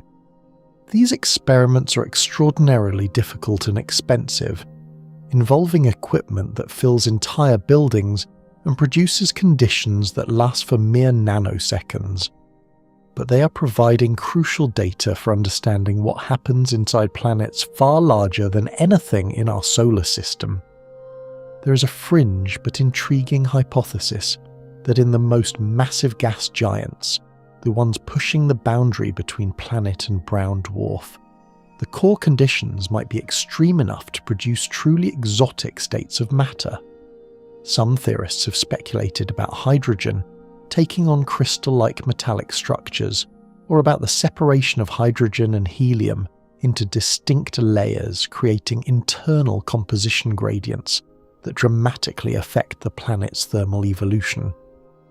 These ideas are difficult to test because reproducing pressures of hundreds of millions of atmospheres in a laboratory is, to put it mildly, challenging. But they illustrate just how alien the interiors of the largest planets might be. You're not just scaling up a familiar object. You're entering a regime where the very nature of matter behaves differently than anything you have ever experienced. You imagine sinking through those layers, falling through thickening gas into supercritical fluid into liquid metal, the light from the distant star fading to nothing above you as pressure and heat close in from all sides. It is terrifying and beautiful in equal measure, a journey to the heart of something immense and unknowable. You pull yourself back from that imaginary descent into the crushing depths, your skin still tingling with phantom heat, and you redirect your attention to the surfaces of these worlds, or rather, to their upper atmospheres, because as you now understand, there is no surface to speak of. What there is, however, is proximity to a star, and for the largest, most inflated planets ever discovered, that proximity is everything. It is the single most important factor determining whether a gas giant remains a modest, well-behaved world like Jupiter or swells into something grotesquely oversized, and the physics behind it is as elegant as it is violent. The phenomenon is straightforward in principle. A gas giant orbiting very close to its star receives an enormous amount of radiation. That radiation heats the planet's upper atmosphere, increasing the thermal energy of the gas molecules, which causes them to move faster and occupy more volume. The atmosphere expands outward, and the planet's observable radius grows. This is the basic hot Jupiter mechanism, the reason why so many of the largest known exoplanets are found in tight scorching orbits, rather than in the cold outer reaches of their systems. Heat puffs things up. You've seen this in your own kitchen. Bread rises in a warm oven, popcorn kernels explode when heated. A gas giant parked next to a star is doing the same thing on a scale that defies comfortable imagination. But the details are where the simplicity dissolves into complexity. The amount of inflation depends not just on how much radiation the planet receives, but on how that energy is transported through the atmosphere and into the interior. Stellar radiation hits the day side of the planet, the hemisphere facing the star, and heats the upper layers. But for that energy to inflate the planet as a whole, it has to penetrate deep, reaching the convective interior where it can affect the planet's overall thermal state. If the energy stays trapped in the upper atmosphere, it might drive spectacular weather patterns and extreme temperature contrasts between the day side and night side, but it will not necessarily cause the planet to swell. If the energy somehow makes it down into the deeper layers, it can slow the planet's cooling and contraction, keeping it inflated far longer than it would be in isolation. How energy penetrates the deep atmosphere is one of the most active areas of research in exoplanet science. One mechanism that has gained considerable traction is the idea of advection, where powerful winds in the upper atmosphere transport heat from the blazing day side to the cooler night side and, crucially, downward into deeper layers. Observations of some hot Jupiters have revealed that their brightest point, the hottest spot on the planet, is not directly at the substellar point, the spot where the star is directly overhead, but is instead offset to the east. This shift indicates powerful eastward jet streams carrying heat around the planet, winds blowing at speeds of several kilometers per second. For comparison, the strongest hurricanes on Earth produce winds of roughly 70 to 80 meters per second. These planetary jet streams are moving 40 to 50 times faster than that. They are hypersonic rivers of gas wrapping around an entire world, and they play a crucial role in redistributing the energy that puffs these planets up. There is a historical footnote here that connects nicely to this discussion. The first detailed observation of atmospheric heat redistribution on an exoplanet was made in 2007, when astronomers used the Spitzer Space Telescope to create a crude temperature map of the hot Jupiter HD 189733b. By watching how the planet's infrared brightness changed as it orbited its star, they could estimate the temperature at different longitudes around the planet. The result showed a hotspot shifted eastward from the substellar point, exactly as wind-driven models predicted. It was a triumph of theory meeting observation, and it opened the door to a new era of exoplanet atmospheric science. One quirky detail from that study is that HD 189733b turned out to be a deep azure blue, not because of oceans or a Rayleigh scattering atmosphere like Earth's, but probably because of silicate particles in its upper atmosphere, tiny grains of glass scattering blue light. It rains glass on HD 189733b sideways, in winds of several thousand kilometers per hour. Somewhere in the universe there is always something worse than your commute. The role of stellar proximity in inflating gas giants also explains a curious observational pattern. When astronomers plot the radii of known hot Jupiters against the amount of stellar radiation they receive, they find that the most inflated planets tend to be the ones receiving the most intense irradiation. But the relationship is not a clean, straight line. There is scatter. Some highly irradiated planets are only modestly inflated, while a few less irradiated ones are surprisingly puffy. This scatter is the fingerprint of additional physics at work, the tidal heating, the ohmic dissipation, the possible role of atmospheric composition and cloud opacity that you encountered earlier. Each planet is a unique experiment, a different combination of mass, composition, orbital parameters, stellar type, and age, and the resulting inflation is the product of all these factors interacting in ways that no single model has yet fully captured. Scholars still argue about the relative importance of irradiation versus internal mechanisms in driving inflation. Some researchers have built statistical models suggesting that stellar heating alone can explain most of the observed radius distribution, with internal mechanisms playing only a secondary role. Others point to specific outlier planets, worlds that are far more inflated than irradiation alone can account for, and argue that additional energy sources are essential. The truth probably lies somewhere in the messy middle, as it so often does in science. You watch the simulated star in your display, its light pouring outward in all directions, and you imagine a gas giant sitting helplessly close, its atmosphere drinking in that radiation, swelling and heating and expanding like a living thing breathing in. The star gives energy, the planet grows, and if the orbit is close enough and the conditions are right, the planet grows to dimensions that seem almost impossible. A world inflated beyond reason, held together only by the tenuous grip of its own gravity, fighting a losing battle against the heat pressing outward from within. You feel a low, almost subliminal vibration through the hull of the ship, and for a moment you wonder if it is the engines. Then you realize it is something else entirely, a simulation, your ship's instruments translating the electromagnetic environment of a nearby giant planet into something your body can perceive. Because out here, around the most massive gas giants in the universe, the magnetic fields are not gentle, invisible curiosities like Earth's modest magnetosphere. They are monstrous, sprawling, and ferociously powerful, and if you could somehow hear them, they would roar. Earth's magnetic field is generated by the churning of molten iron in its outer core, a process called the geodynamo. It extends outward into space, forming a protective bubble called the magnetosphere that shields the planet from the solar wind, that relentless stream of charged particles blasting outward from the sun.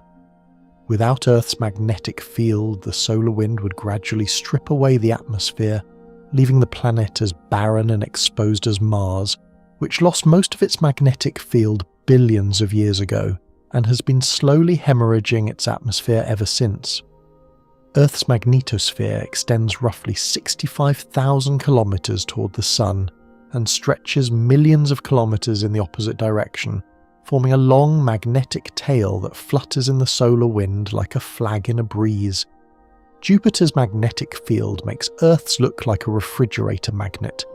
It is roughly 20,000 times stronger at the cloud tops and generates a magnetosphere so vast that if you could see it with your naked eyes from Earth, it would appear larger than the full moon in the sky. Jupiter's magnetosphere extends millions of kilometers in every direction, engulfing the orbits of many of its moons and creating radiation belts so intense that they pose a genuine danger to spacecraft. The Juno probe, which orbits Jupiter today, was specifically designed with a titanium radiation vault to protect its sensitive electronics from the bombardment of energetic particles trapped in those belts. Even with that protection, Juno's instruments have been slowly degraded by the radiation over the course of its mission. Jupiter's magnetic environment is, in the most literal sense, hostile. Now scale that up. Imagine a planet 10 times Jupiter's radius, with a proportionally vast ocean of metallic hydrogen churning in its interior. The magnetic field generated by such a world could be staggeringly more powerful than Jupiter's. The exact strength would depend on the planet's rotation rate, the depth and vigour of the convective motions in its metallic hydrogen layer, and the overall mass and internal structure. But theoretical models suggest that the most massive gas giants, those approaching the brown dwarf boundary, could generate magnetic fields thousands of times stronger than Jupiter's.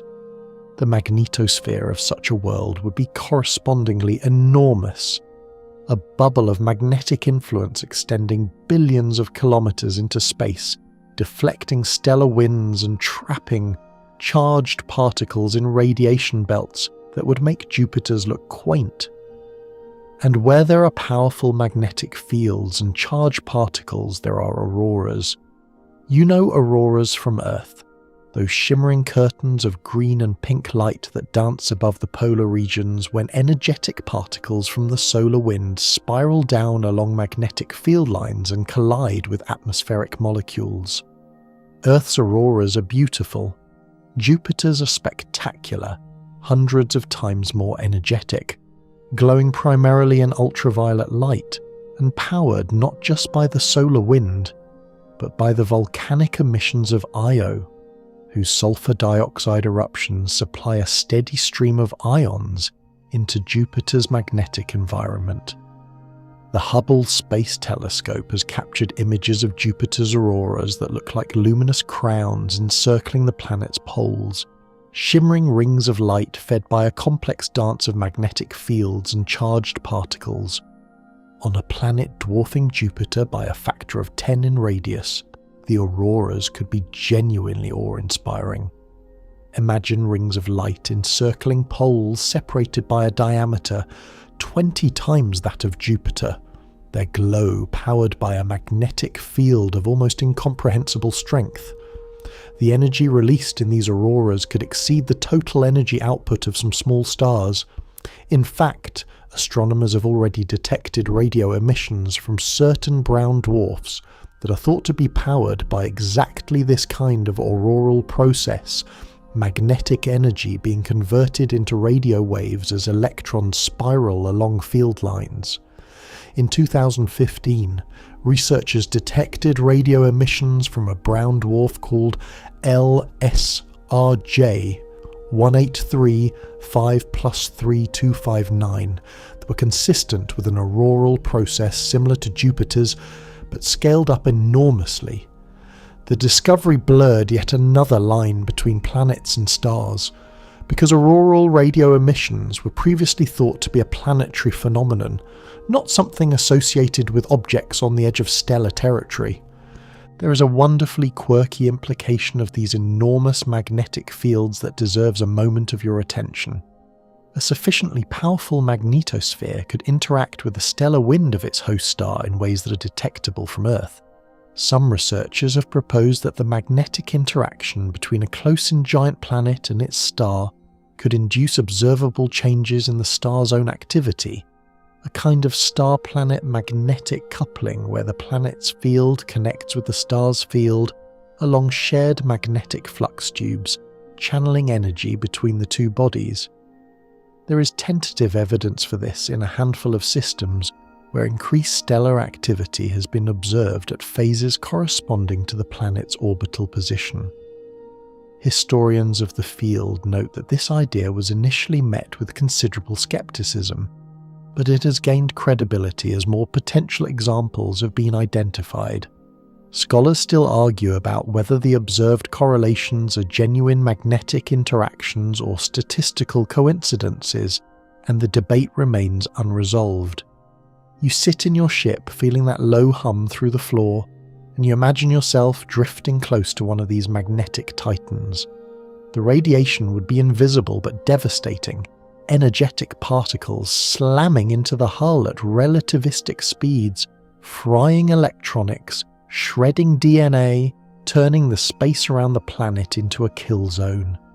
And yet above the poles, if you could see in ultraviolet, you would witness auroras of almost hallucinatory beauty. Vast luminous arches spanning distances greater than the gap between Earth and the Moon, pulsing and flickering as the magnetic field breathed in rhythm with the planet's rotation.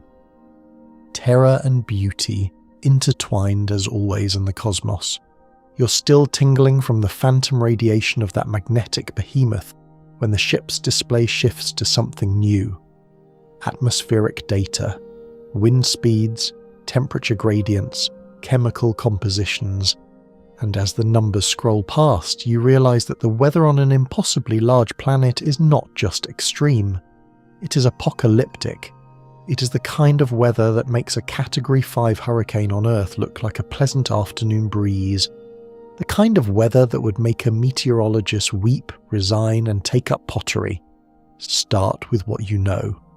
On Jupiter, the atmosphere is organised into alternating bands of light and dark clouds called zones and belts, driven by powerful jet streams that blow in opposite directions at different latitudes.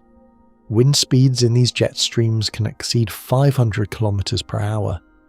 The Great Red Spot, that iconic storm you visited earlier, is an anticyclonic vortex roughly 16,000 kilometers wide, and it has been churning for centuries without significant dissipation. Jupiter also hosts smaller storms, white ovals and brown barges and lightning bolts thousands of times more powerful than any terrestrial lightning. Flashes that illuminate cloud decks the size of continents for brief, violent moments. The weather on Jupiter is already terrifying by human standards, and Jupiter is, compared to the largest known exoplanets, a modest-sized world. Now imagine scaling those atmospheric dynamics to a planet with twice Jupiter's radius, or 5 times, or 10. The atmospheric physics does not simply scale linearly. Larger planets have deeper atmospheres, stronger pressure gradients, and potentially much faster winds. Theoretical models of hot Jupiter atmospheres predict wind speeds reaching several kilometers per second, fast enough to circle the entire planet in a matter of hours, fast enough that the distinction between wind and shockwave begins to blur. At those velocities, the movement of atmosphere is no longer something you would recognize as weather. It is more like a continuous explosion, a planet-wide blast of superheated gas roaring from the day side to the night side in an eternal, futile attempt to equalize the temperature difference between the hemisphere facing the star and the hemisphere facing the void. The temperature contrasts on tidally locked hot Jupiters are staggering. Because these planets orbit so close to their stars, tidal forces have locked their rotation so that one face permanently points toward the star while the other faces away, just as the moon always shows the same face to Earth. The day side can reach temperatures of 2,000, even 3,000 Kelvin, hot enough to vaporize rock, hot enough that the atmosphere contains gaseous iron, titanium oxide and vanadium oxide floating among the hydrogen and helium like exotic spices in a hellish soup. The night side, shielded from the star's radiation, can be 1,000 degrees or more cooler, still searingly hot by earthly standards but dramatically different from the other hemisphere. This temperature gradient drives the ferocious winds as the atmosphere rushes from the hot side to the cold side in a perpetual planet-girdling gale. And then there is the rain. You remember that sideways glass rain on HD 189733b? That was not a unique phenomenon. On the hottest gas giants, atmospheric models predict a dizzying variety of exotic precipitation. At certain altitudes and temperatures, iron vapor can condense into liquid iron droplets that fall as rain. Imagine standing beneath a sky where molten iron streams down around you, glowing faintly orange as it descends through an atmosphere thick with hydrogen and laced with sulfurous compounds. At slightly different conditions, corundum, the mineral that forms rubies and sapphires, can condense from the gas phase, meaning that somewhere in the atmosphere of a sufficiently hot giant planet, it may literally rain gemstones. There is a fringe but delightful speculation among some atmospheric modelers that deep in the atmospheres of the most extreme gas giants, at pressures and temperatures that push the boundaries of current models, diamond rain might occur. This idea has more solid footing on the ice giants Uranus and Neptune, where laboratory experiments have demonstrated that methane can be compressed and heated to conditions that produce tiny diamonds, but some researchers have extended the hypothesis to the most massive and hottest gas worlds as well. Scholars still argue about the plausibility and rate of diamond precipitation at these scales, and no one has yet proposed a practical method for collecting the proceeds.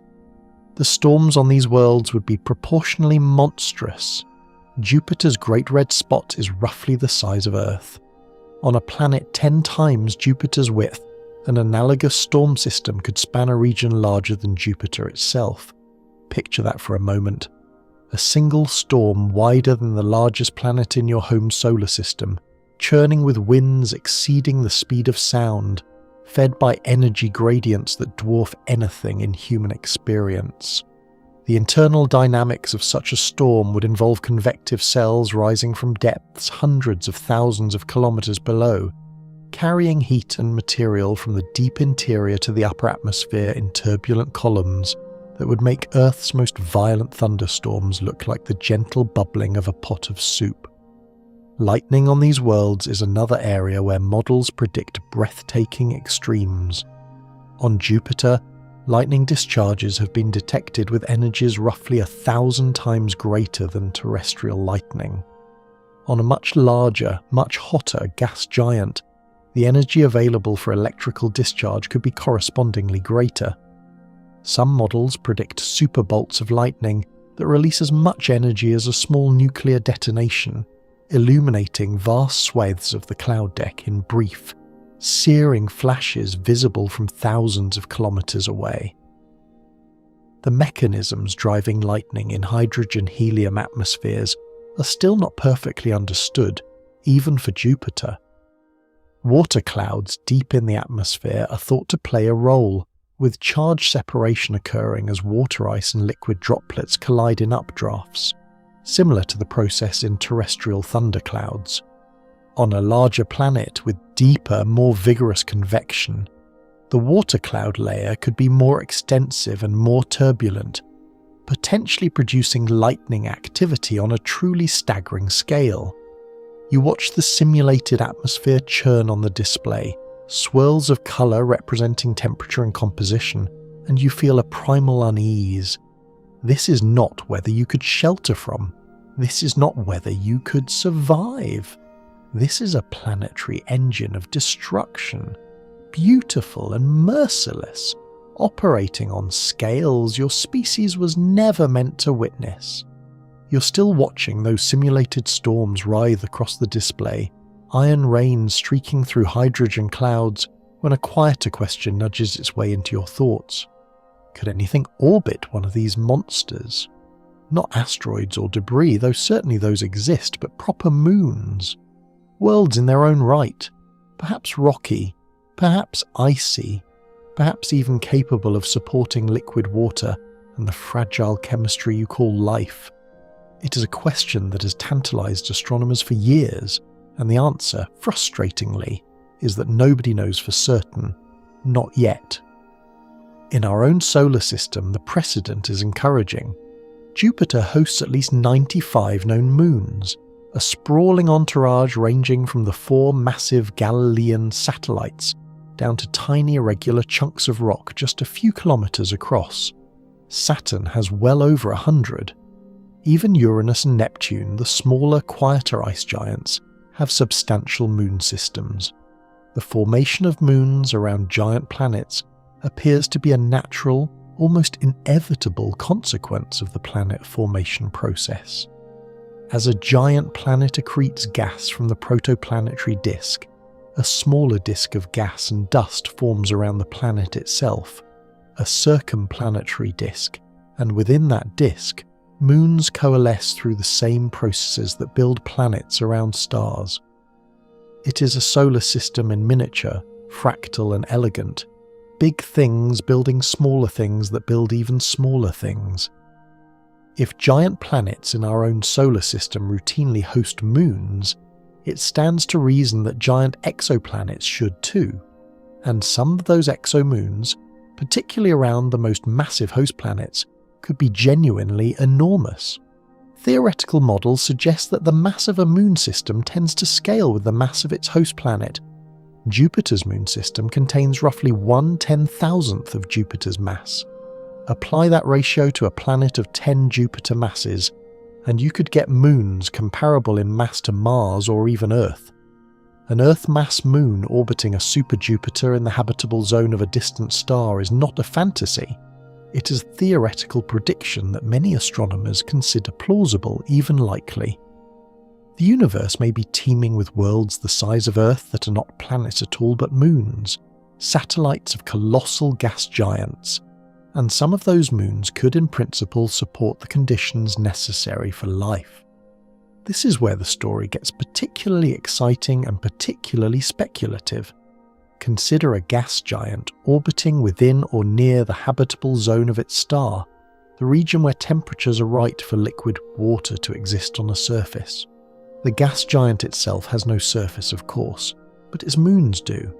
A large rocky or icy moon orbiting such a planet could receive enough stellar light to maintain moderate temperatures, and it could receive an additional source of heat from tidal interactions with its massive host planet. Remember Io, with its spectacular volcanism driven by Jupiter's tidal flexing. Now imagine a larger moon, one with a thicker atmosphere and liquid water, being gently flexed by the gravity of a planet 10 times Jupiter's mass. The tidal heating could be sufficient to keep the moon geologically active, recycling nutrients, driving volcanism, and maintaining a magnetic field that protects the surface from radiation. It is a recipe that many astrobiologists find tantalizing.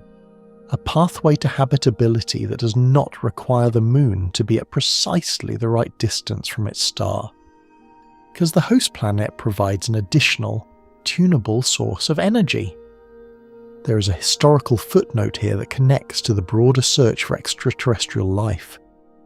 When the Voyager spacecraft flew past Jupiter in 1979 and sent back detailed images of Europa, revealing a surface of cracked, icy plains with very few impact craters, scientists realized that Europa's surface was geologically young, constantly renewed by some internal process. The implication was extraordinary. Beneath that ice shell there was likely a global ocean of liquid water, kept warm by tidal heating from Jupiter. Europa became one of the most compelling targets in the search for life beyond Earth, and it remains so today, with dedicated missions being planned to study its ocean and ice shell. The lesson from Europa is that habitability is not limited to planets in the habitable zone. Moons can be habitable too, warmed not by starlight alone but by the gravitational embrace of their giant hosts. Now, you might be wondering why, if exomoons are so plausible and so exciting, astronomers have not found any yet. The answer is that detecting exomoons is extraordinarily difficult.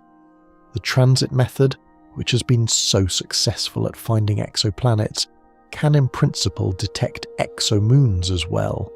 A moon orbiting a transiting planet would produce its own tiny dip in the star's light, superimposed on the larger dip caused by the planet. But the signal is minuscule, far smaller than the planetary transit itself, and it varies from orbit to orbit as the moon's position relative to the planet changes. Extracting that faint shifting signal from the noise requires exquisitely precise data and sophisticated statistical techniques. A few candidate exomoon detections have been proposed, most notably by the astronomers David Kipping and Alex Tichy, who in 2018 reported evidence for a Neptune-sized exomoon orbiting the Jupiter-sized planet Kepler 1625b. The claim generated enormous excitement and equally enormous debate. Scholars still argue about whether the signal is genuine or an artifact of the data processing, and subsequent analyses have reached conflicting conclusions. The detection of exomoons remains one of the great unfinished chapters in exoplanet science. There is a quirky theoretical wrinkle that complicates the picture further. For moons orbiting very close in hot Jupiters, the intense tidal forces from both the star and the planet can destabilize moon orbits relatively quickly, causing moons to either spiral inward and crash into the planet or be flung outward and lost to space. This means that the most inflated, closest orbiting gas giants, the very planets that hold the size records, might be the least likely to retain substantial moon systems.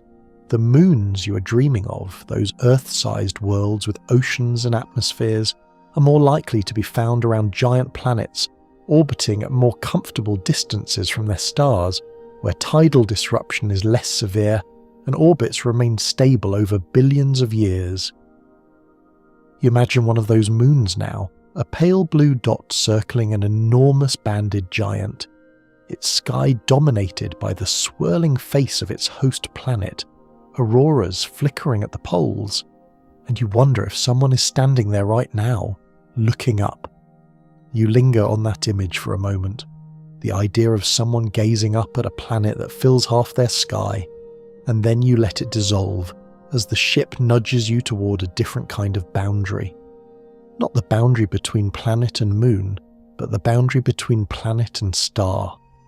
Because the largest planets in the universe, the ones that truly push the definition to its breaking point, live in a strange and contested no man's land where the distinction between a very large planet and a very small failed star becomes almost meaningless. Welcome to the brown dwarf borderland. It is murky here. Bring a flashlight. You already know the conventional dividing line. Below, roughly 13 Jupiter masses, an object cannot fuse deuterium in its core, and it is called a planet. Above 13 Jupiter masses, deuterium fusion sputters to life, and the object is classified as a brown dwarf. Above about 80 Jupiter masses, full hydrogen fusion ignites, and you have a genuine star. These thresholds are tidy and convenient, and they are also, according to a growing number of researchers, somewhat misleading. The problem is that nature does not draw sharp lines. The transition from planet to brown dwarf is not a switch that flips at exactly 13 Jupiter masses. It is a gradient, a slow fade, and where you choose to draw the line says more about human psychology's need for categories than about the underlying physics. Consider this. An object at 12 Jupiter masses and an object at 14 Jupiter masses are almost indistinguishable in terms of their observable properties. They have similar temperatures, similar luminosities, similar atmospheric compositions, and similar internal structures. The only difference is that the 14 Jupiter mass object can sustain a brief feeble period of deuterium fusion in its youth, while the 12 Jupiter mass object cannot quite manage it. But deuterium fusion is not a dramatic event. It is not like the ignition of hydrogen fusion in a true star, which transforms the object into a self-sustaining nuclear furnace. Deuterium is a rare isotope present in only trace amounts, and its fusion is a fleeting low-energy process that burns through the available supply relatively quickly and then stops. An object that fuses deuterium for a few million years and then spends the rest of eternity cooling in the dark is not fundamentally different from an object that never fused deuterium at all. They end up in the same place, dim and cold and slowly radiating away their birth heat. Historians of astrophysical classification note that the 13 Jupiter mass threshold was established largely by consensus at a series of meetings in the early 2000s, and even at the time, many participants expressed discomfort with its arbitrariness. The alternative approach, as you encountered earlier in the journey, is to classify objects by how they formed rather than by their mass. If it formed in a circumstellar disk, the way planets form, it is a planet. If it formed by the direct gravitational collapse of a gas cloud, the way stars form, it is a brown dwarf or a star. This distinction has a certain elegance because it connects the classification to the object's origin story rather than to an arbitrary mass cutoff. But it introduces its own headaches. Determining how a distant object formed is exceptionally difficult. You cannot watch the process happen in real time because planet formation unfolds over millions of years, and no astronomer has that kind of patience or funding. Instead, you have to infer the formation history from indirect clues: the object's orbit, its mass, its chemical composition, the properties of its host star, and the architecture of the surrounding system. These clues are often ambiguous, and different research groups interpreting the same data have reached opposite conclusions about whether a given object is a massive planet or a low-mass brown dwarf. There is a quirky observational phenomenon that illustrates the confusion beautifully.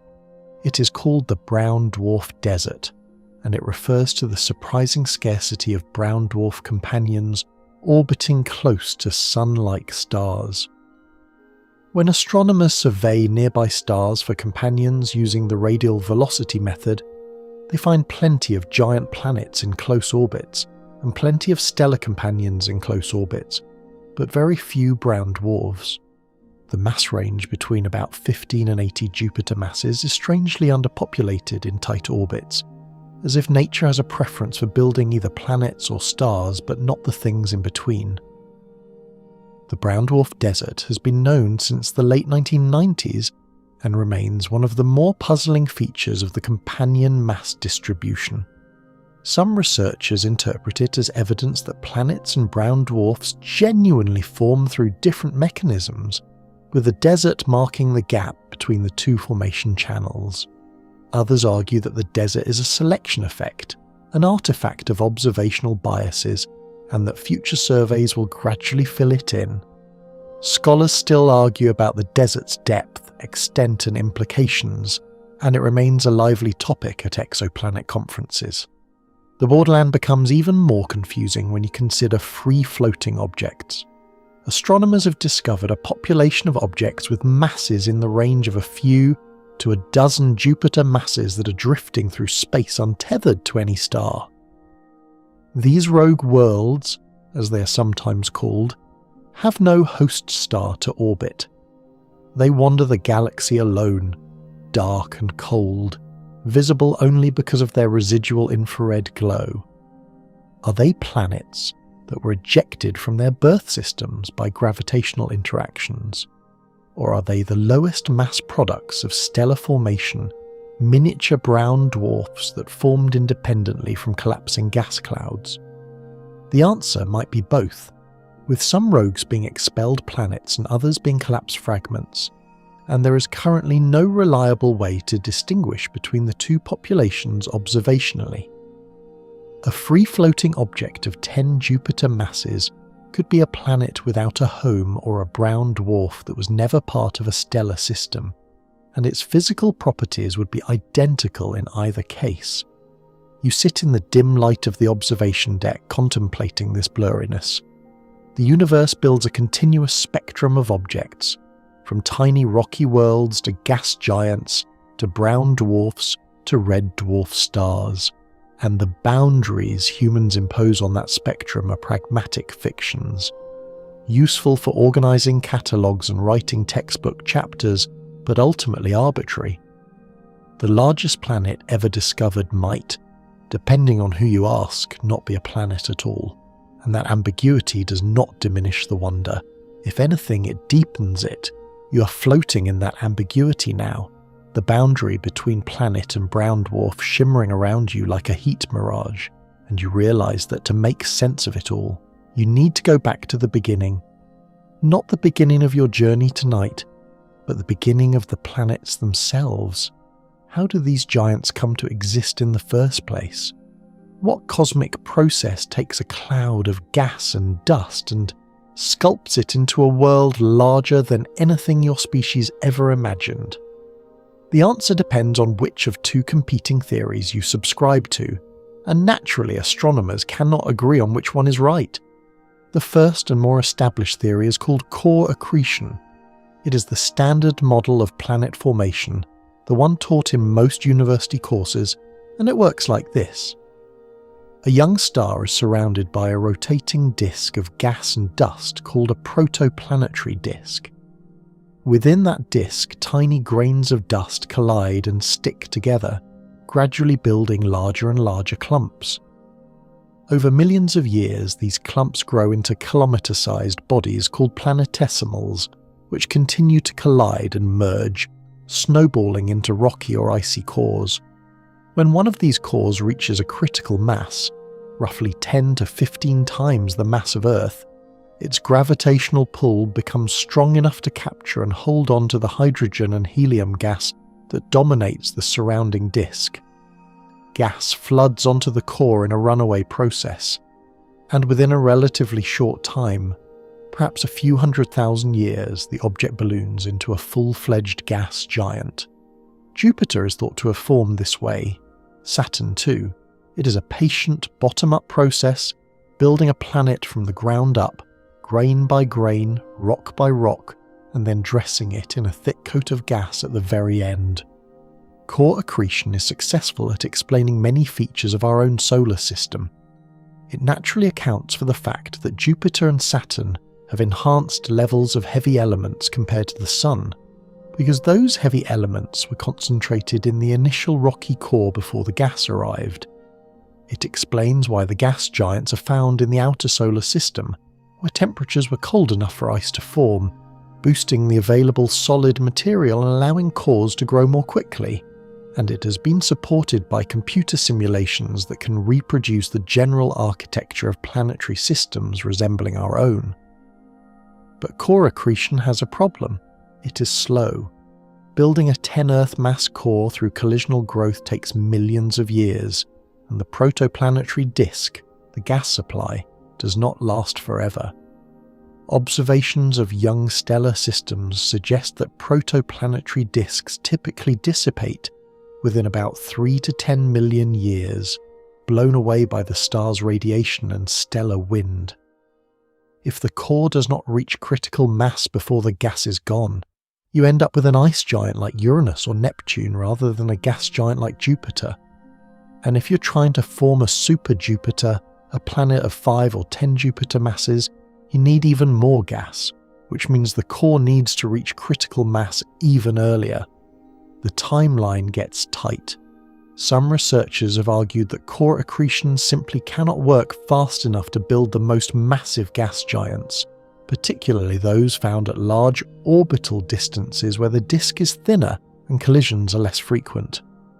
How does a planet like Rock's 42b orbiting 150 times farther from its star than Earth orbits the Sun build a massive core in the sparse outer reaches of a protoplanetary disk before the gas runs out? Scholars still argue about whether tweaks to the core accretion model can resolve this timing problem, or whether a fundamentally different mechanism is needed. That fundamentally different mechanism is the second theory, called gravitational instability or disk instability.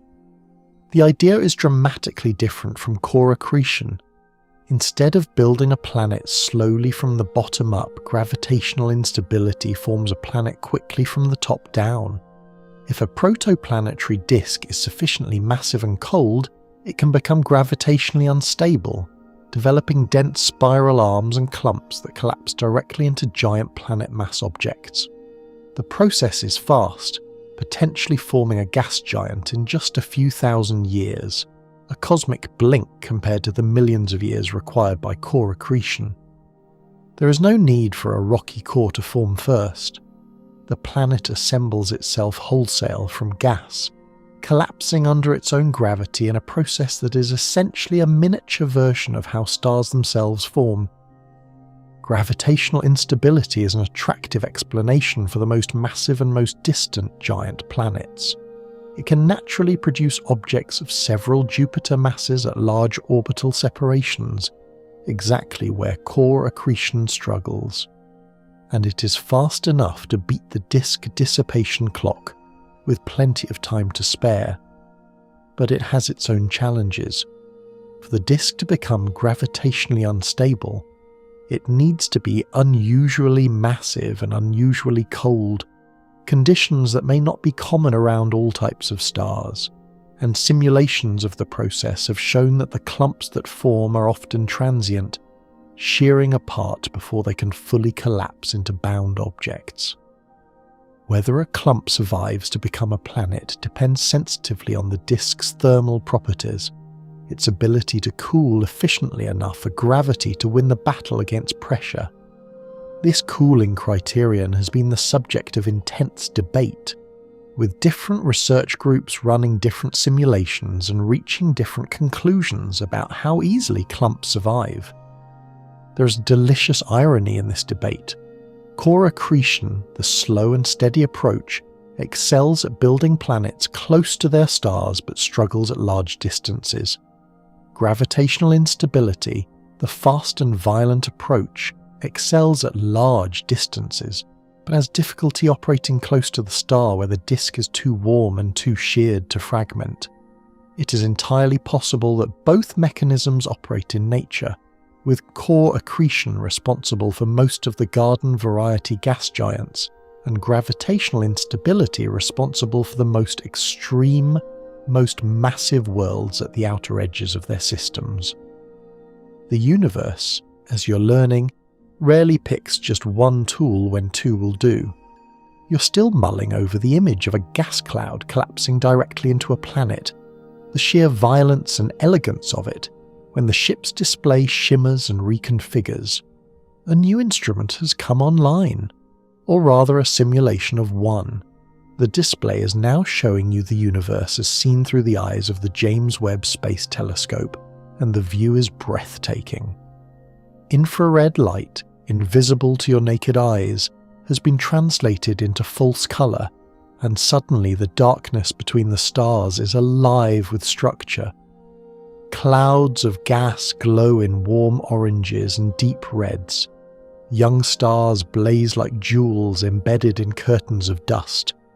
And scattered among them, faint but unmistakable, are the thermal signatures of giant planets, their residual heat betraying their presence like warm footprints left in fresh snow. The James Webb Space Telescope launched on Christmas Day 2021 after decades of delays, budget overruns and engineering challenges that nearly killed the project multiple times, has fundamentally transformed the study of exoplanet atmospheres. Its primary mirror, 6.5 meters across and composed of 18 gold-coated hexagonal segments that unfolded in space like an origami flower, collects infrared light with a sensitivity that dwarfs any previous telescope. For exoplanet science, the key capability is spectroscopy, the ability to split the light from a planet's atmosphere into its component wavelengths and read the chemical fingerprints embedded within. Every molecule absorbs and emits light at specific characteristic wavelengths. Water vapor leaves one set of fingerprints. Carbon dioxide leaves another. Methane, ammonia, sodium, potassium, each one writes its signature in the spectrum, and JWST can read those signatures with unprecedented clarity. Before JWST, atmospheric studies of exoplanets were limited to a handful of the brightest, most favourable targets, and even those measurements were often noisy and ambiguous. The Hubble Space Telescope and the Spitzer Space Telescope made pioneering observations, detecting water vapour, sodium and potassium in the atmospheres of a few hot Jupiters, but the data were frequently at the edge of what the instruments could reliably measure. Debates raged over whether a particular spectral feature was real or an artifact of systematic errors in the data reduction. JWST changed the game by providing spectra of such high quality that many of those old debates were settled almost overnight. Within its first year of science operations, JWST detected carbon dioxide in the atmosphere of the hot Jupiter dubbed ASP39b, the first unambiguous identification of that molecule in an exoplanet atmosphere. It found sulfur dioxide, a photochemical product created when stellar ultraviolet light drives chemical reactions in the upper atmosphere, something that had been predicted by models but never observed. Each detection was a piece of the puzzle, revealing not just what the atmosphere contained, but how it was being shaped by the star's radiation and the planet's own internal processes. For the largest planets, the ones pushing the boundary between giant world and brown dwarf, JWST's atmospheric observations have been particularly illuminating. The chemical composition of an atmosphere carries information about how and where the planet formed. A planet that formed through core accretion, slowly building a rocky core before capturing gas, might be expected to have an atmosphere enriched in heavy elements relative to its host star, because the core contributes metals and silicates that mix into the envelope. A planet that formed through gravitational instability, collapsing directly from a gas cloud, might have an atmosphere whose composition more closely mirrors the stars, because the gas was captured wholesale without the chemical processing that accompanies core growth.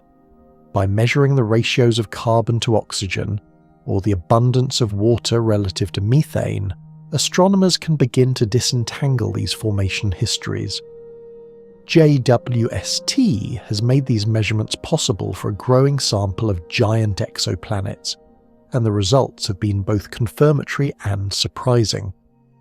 One particularly interesting finding has been the detection of silicate clouds in the atmospheres of certain directly imaged companions and young brown dwarfs. These clouds are composed of grains of minerals like forsterite and enstatite, tiny particles of what you might recognise as sand or glass, suspended in the atmosphere at altitudes where the temperature is right for them to condense from the gas phase. The presence, altitude and particle size of these clouds affect the planet's observed spectrum in complex ways, and modelling them correctly is essential for deriving accurate atmospheric properties.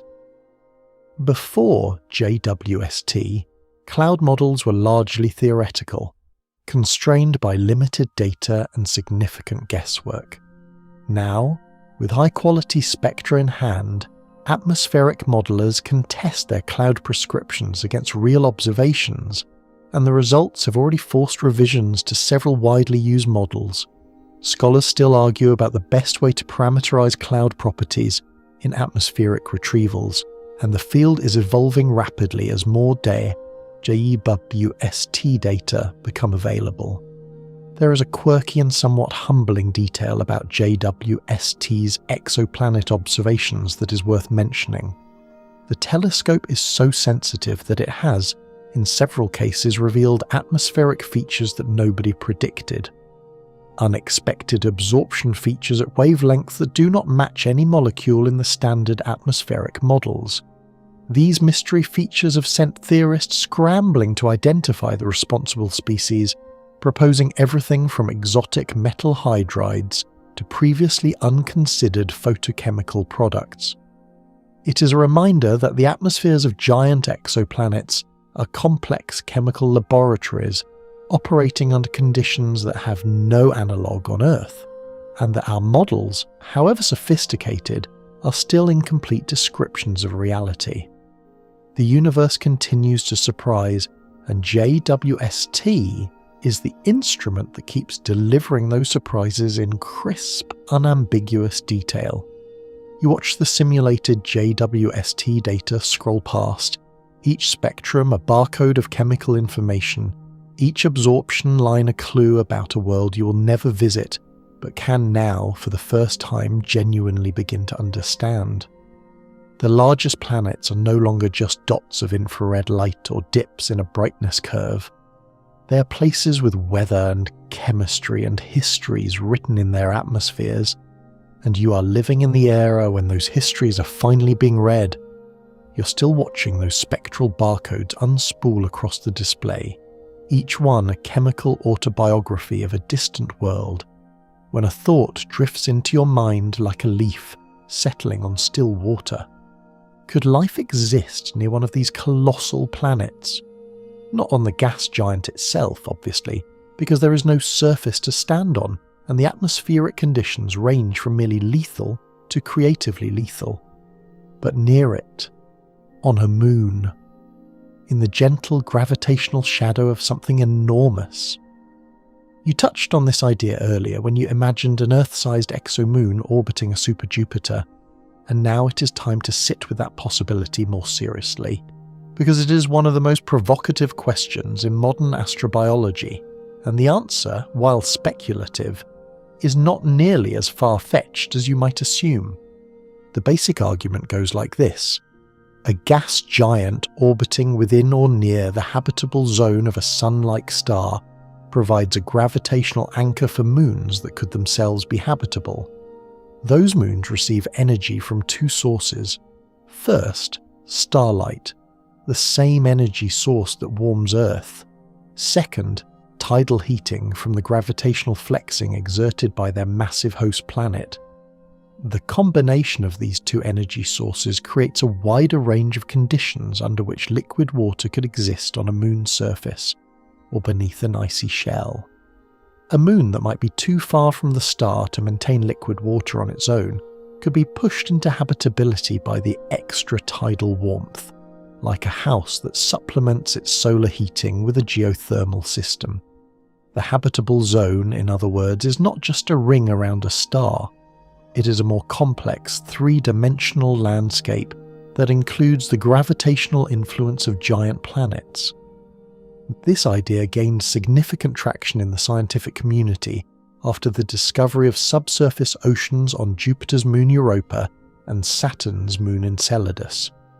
Europa, as you recalled from earlier in the journey, harbours a global ocean of liquid salt water beneath an ice shell roughly 15 to 25 kilometres thick. The ocean is kept liquid by tidal heating from Jupiter's gravity, and it contains more water than all of Earth's oceans combined. Enceladus, a tiny moon only about 500 kilometres in diameter, punches far above its weight. In 2005, the Cassini spacecraft discovered enormous geysers of water ice erupting from fractures near the moon's south pole, blasting material hundreds of kilometres into space. Subsequent analysis of those plumes revealed not just water, but organic molecules, molecular hydrogen, and silica nanoparticles, all consistent with hydrothermal activity at the bottom of a subsurface ocean. The discovery of hydrothermal vents on Enceladus was electrifying, because on Earth, hydrothermal vents on the ocean floor support thriving ecosystems of bacteria, tube worms, and shrimp that derive their energy not from sunlight, but from chemical reactions between hot water and minerals. If life can flourish in the dark, crushing depths of Earth's oceans, powered by nothing more than chemistry and heat, then perhaps similar life could exist in the dark oceans of an icy moon, orbiting a giant planet thousands of light years away. Now scale this up to a super Jupiter or an ultra-massive gas giant, one of the largest planets ever discovered. Such a world, if positioned at the right distance from its star, could host moons significantly larger than Europa or Enceladus. Earth-mass moons, even super-Earth mass moons, are theoretically possible around the most massive host planets. A moon that large could retain a substantial atmosphere, maintain a magnetic field powered by a molten iron core and support plate tectonics, all of which are considered favourable conditions for the emergence and persistence of life as we understand it. The tidal heating would be stronger, potentially driving more vigorous geological activity, and the thicker atmosphere would provide better insulation and radiation protection.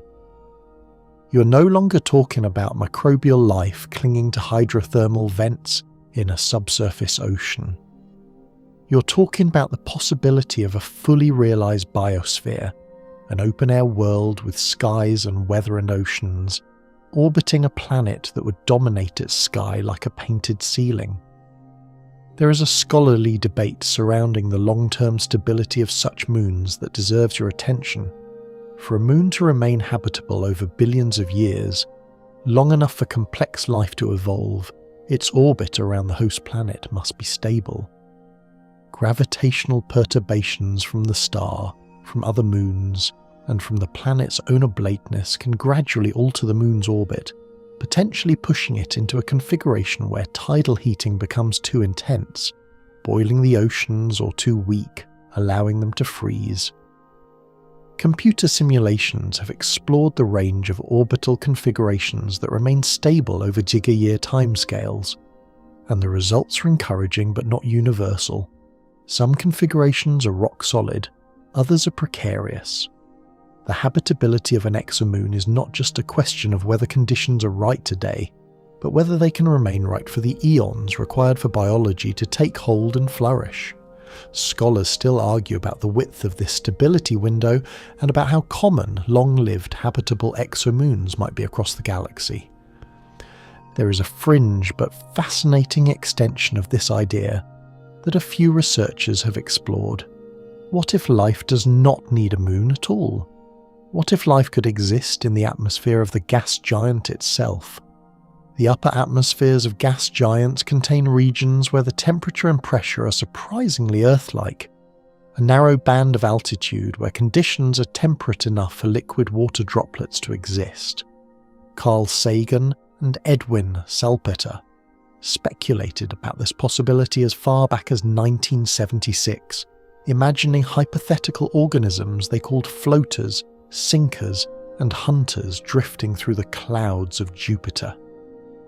The idea has never been mainstream, and the challenges are formidable, including the lack of a surface, the violent convective mixing that would periodically drag organisms into uninhabitable depths, and the scarcity of nutrients. But it has never been definitively ruled out either, and it lingers at the edges of astrobiological discussions like an uninvited guest who keeps making surprisingly good points. You lean back and let the thought expand. An Earth-like moon, lit by a foreign sun, its sky filled with the banded face of a planet larger than anything your species has ever named. Oceans lapping against unknown shores, and somewhere in those oceans, perhaps, something swimming. You will never know for certain, not tonight. But the possibility is enough to keep your eyes open just a little longer. You're drifting now, not just through space, but through the larger implications of everything you have encountered tonight. The moons, the storms, the magnetic fields, the inflated atmospheres, the contested boundaries between planet and star. All of it has been building towards something that is not a destination but a feeling, a slow, gathering sense of how small you are and how vast the canvas is on which your existence has been painted. And you find, somewhat to your surprise, that this smallness does not frighten you. It settles over you like a blanket, warm and strangely reassuring, because there is comfort in knowing that the universe is so much larger and stranger than anything you could have invented on your own. Consider the sheer improbability of your vantage point. You're a collection of atoms that somehow learn to think, perched on a rocky world orbiting an ordinary star in an ordinary arm of an ordinary spiral galaxy. There are roughly 2 trillion galaxies in the observable universe. Each one contains hundreds of billions of stars, and around those stars, as the exoplanet revolution has revealed, planets are the rule rather than the exception. The number of worlds in the universe is a number so large that your brain physically cannot hold it. It slides off your consciousness like water off glass. And among all of those countless worlds, some are so enormous they make your home planet look like a grain of sand beside a boulder. The largest planet ever discovered, whether you measure it by radius or by mass, is a monument to the universe's capacity for excess. A world built on a scale that seems designed to remind you that the cosmos operates without any obligation to be modest. There is a mainstream historical thread worth pulling here, one that connects your journey tonight to a much older story. In 1584, the Italian philosopher Giordano Bruno proposed that the stars in the sky were distant suns, each one potentially orbited by its own planets, some of which might harbour life. This was a radical idea in the 16th century, a direct challenge to the prevailing cosmology that placed Earth at the centre of a finite universe. Bruno was not an astronomer. He was a philosopher and a mystic, and his ideas were based on theological and metaphysical reasoning rather than empirical evidence. But he was right, at least about the planets. His vision of an infinite universe filled with countless worlds was confirmed, 4 centuries later, by the very telescopes and techniques you have learned about tonight. Bruno paid dearly for his ideas.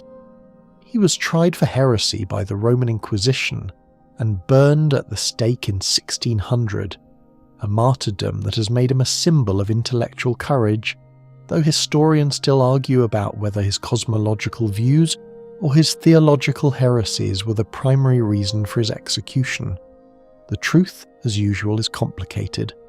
What Bruno could not have imagined, what no one could have imagined until very recently, is the sheer diversity of the worlds out there. He pictured other Earths orbiting other suns.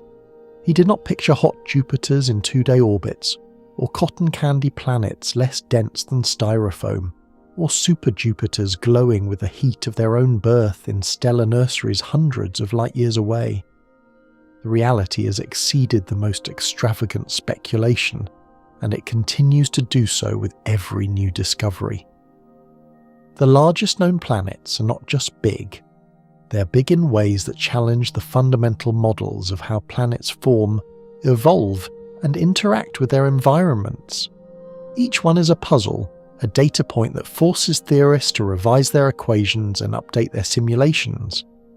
And each one, in its own way, expands the definition of what a world can be. There is a quirky philosophical argument that occasionally surfaces in discussions about exoplanets, sometimes called the Copernican principle on steroids. The original Copernican principle, named after Nicholas Copernicus, states that Earth is not in a special or privileged position in the universe. It is an ordinary planet orbiting an ordinary star. The exoplanet revolution has taken this principle and amplified it dramatically. Not only is Earth not special in its position, it is not special in its type. Rocky planets in habitable zones are common. Gas giants are common. Planetary systems of all configurations are common. There is nothing unique about our solar system's architecture. And if nothing about our location or our planetary neighbourhood is special, then perhaps nothing about us is special either. Perhaps life, intelligence, consciousness are as common in the universe as planets themselves, arising naturally wherever conditions permit. A cosmic inevitability rather than a cosmic accident. This is a deeply unsettling idea for some people and a deeply comforting one for others, and the largest planets in the universe, those magnificent, oversized worlds drifting through the dark, are part of the evidence that keeps the argument alive. You think about all the people who have looked up at the night sky throughout human history, the Babylonian priests who charted the movements of Jupiter and Venus, the Greek philosophers who debated whether the stars were pinholes in a celestial dome, the medieval astronomers who mapped the heavens with naked eye precision, the Galileos and Keplers and Newtons who built the mathematical framework for understanding orbits and gravity, the modern researchers who sit in control rooms and analyse data from telescopes orbiting the Earth, or parked at Lagrange, points a million miles away. All of them were engaged in the same fundamental project, the same ancient, stubborn, beautiful insistence on understanding what is out there. And tonight, in your imaginary ship drifting through a universe of oversized gas giants and contested definitions, you are part of that project too. A small part. An infinitesimal part. But a part nonetheless, and that matters more than the size of any planet. You let the thought hang in the silence, feel its weight and its lightness simultaneously, and you prepare for the final stretch of the journey where the stars will begin to dim and the universe will gently, slowly let you rest. You feel the ship beginning to slow, though in the vacuum of space there is no friction to signal deceleration, only a subtle shift in the vibration beneath your feet, a gentle easing of the hum that has accompanied you all night. The display dims by a fraction, the stars outside softening from sharp pinpricks to something more like the glow of distant candles, and you understand without being told that the journey is approaching its end. Not because you have run out of universe, the universe never runs out, but because your body is heavy and your thoughts are beginning to blur at the edges like watercolours left in the rain. You turn for one last look at the giant. It is still out there, that impossible world, that planet or maybe brown dwarf or maybe something for which no satisfying name has yet been invented. You have spent the night circling it from every angle. You measured its radius in multiples of Jupiter and marvelled at how those numbers refused to behave. You traced the history of its discovery back through decades of telescopic ingenuity, from the wobble method that caught the first hot Jupiter in 1995 to the transit surveys that revealed cotton candy worlds less dense than packing peanuts to the direct imaging campaigns that captured the faint infrared glow of young super Jupiters still cooling from the violence of their birth. You remember that crocodile dung sunscreen comparison never quite materialised, but the image of HATP 67b bobbing in a cosmic bathtub like a rubber duck will stay with you for a while. So will the sideways glass rain on HD 1897333b. So will the thought of iron condensing into liquid droplets and falling through a hydrogen sky. You descended into the anatomy of a gas giant, sinking through layers of thickening hydrogen, past the transition from gas to supercritical fluid to metallic ocean, into a realm where matter behaves in ways that would have bewildered physicists a century ago.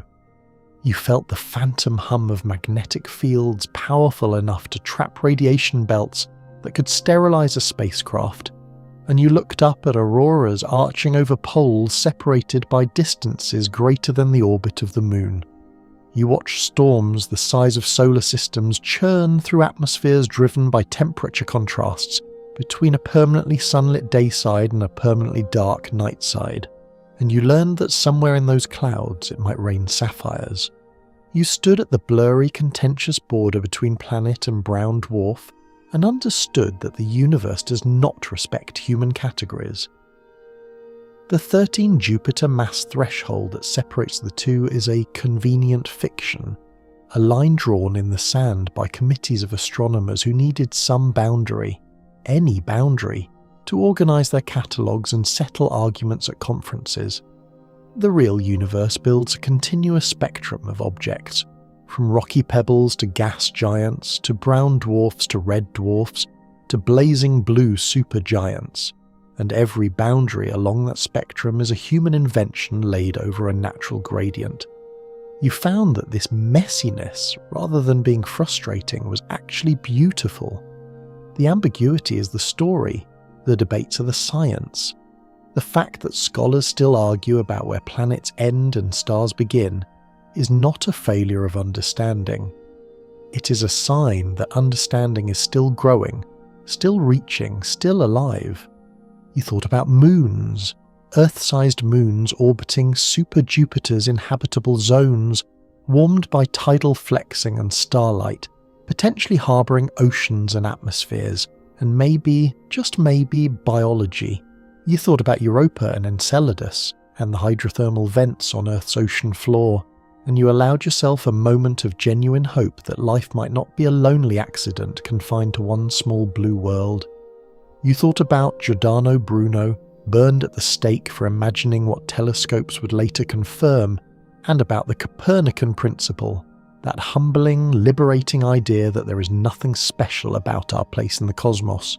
And you thought about the James Webb Space Telescope reading chemical fingerprints in the atmospheres of distant giants, turning points of light into places with weather and history and chemistry.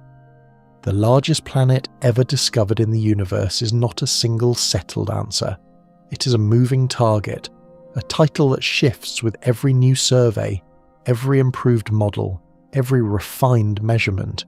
It depends on whether you care about mass or radius, whether you draw the planetary boundary at 13 Jupiter masses or somewhere else entirely, whether you trust the evolutionary models that estimate the radii of young directly imaged companions or prefer the cleaner geometric measurements from transiting systems.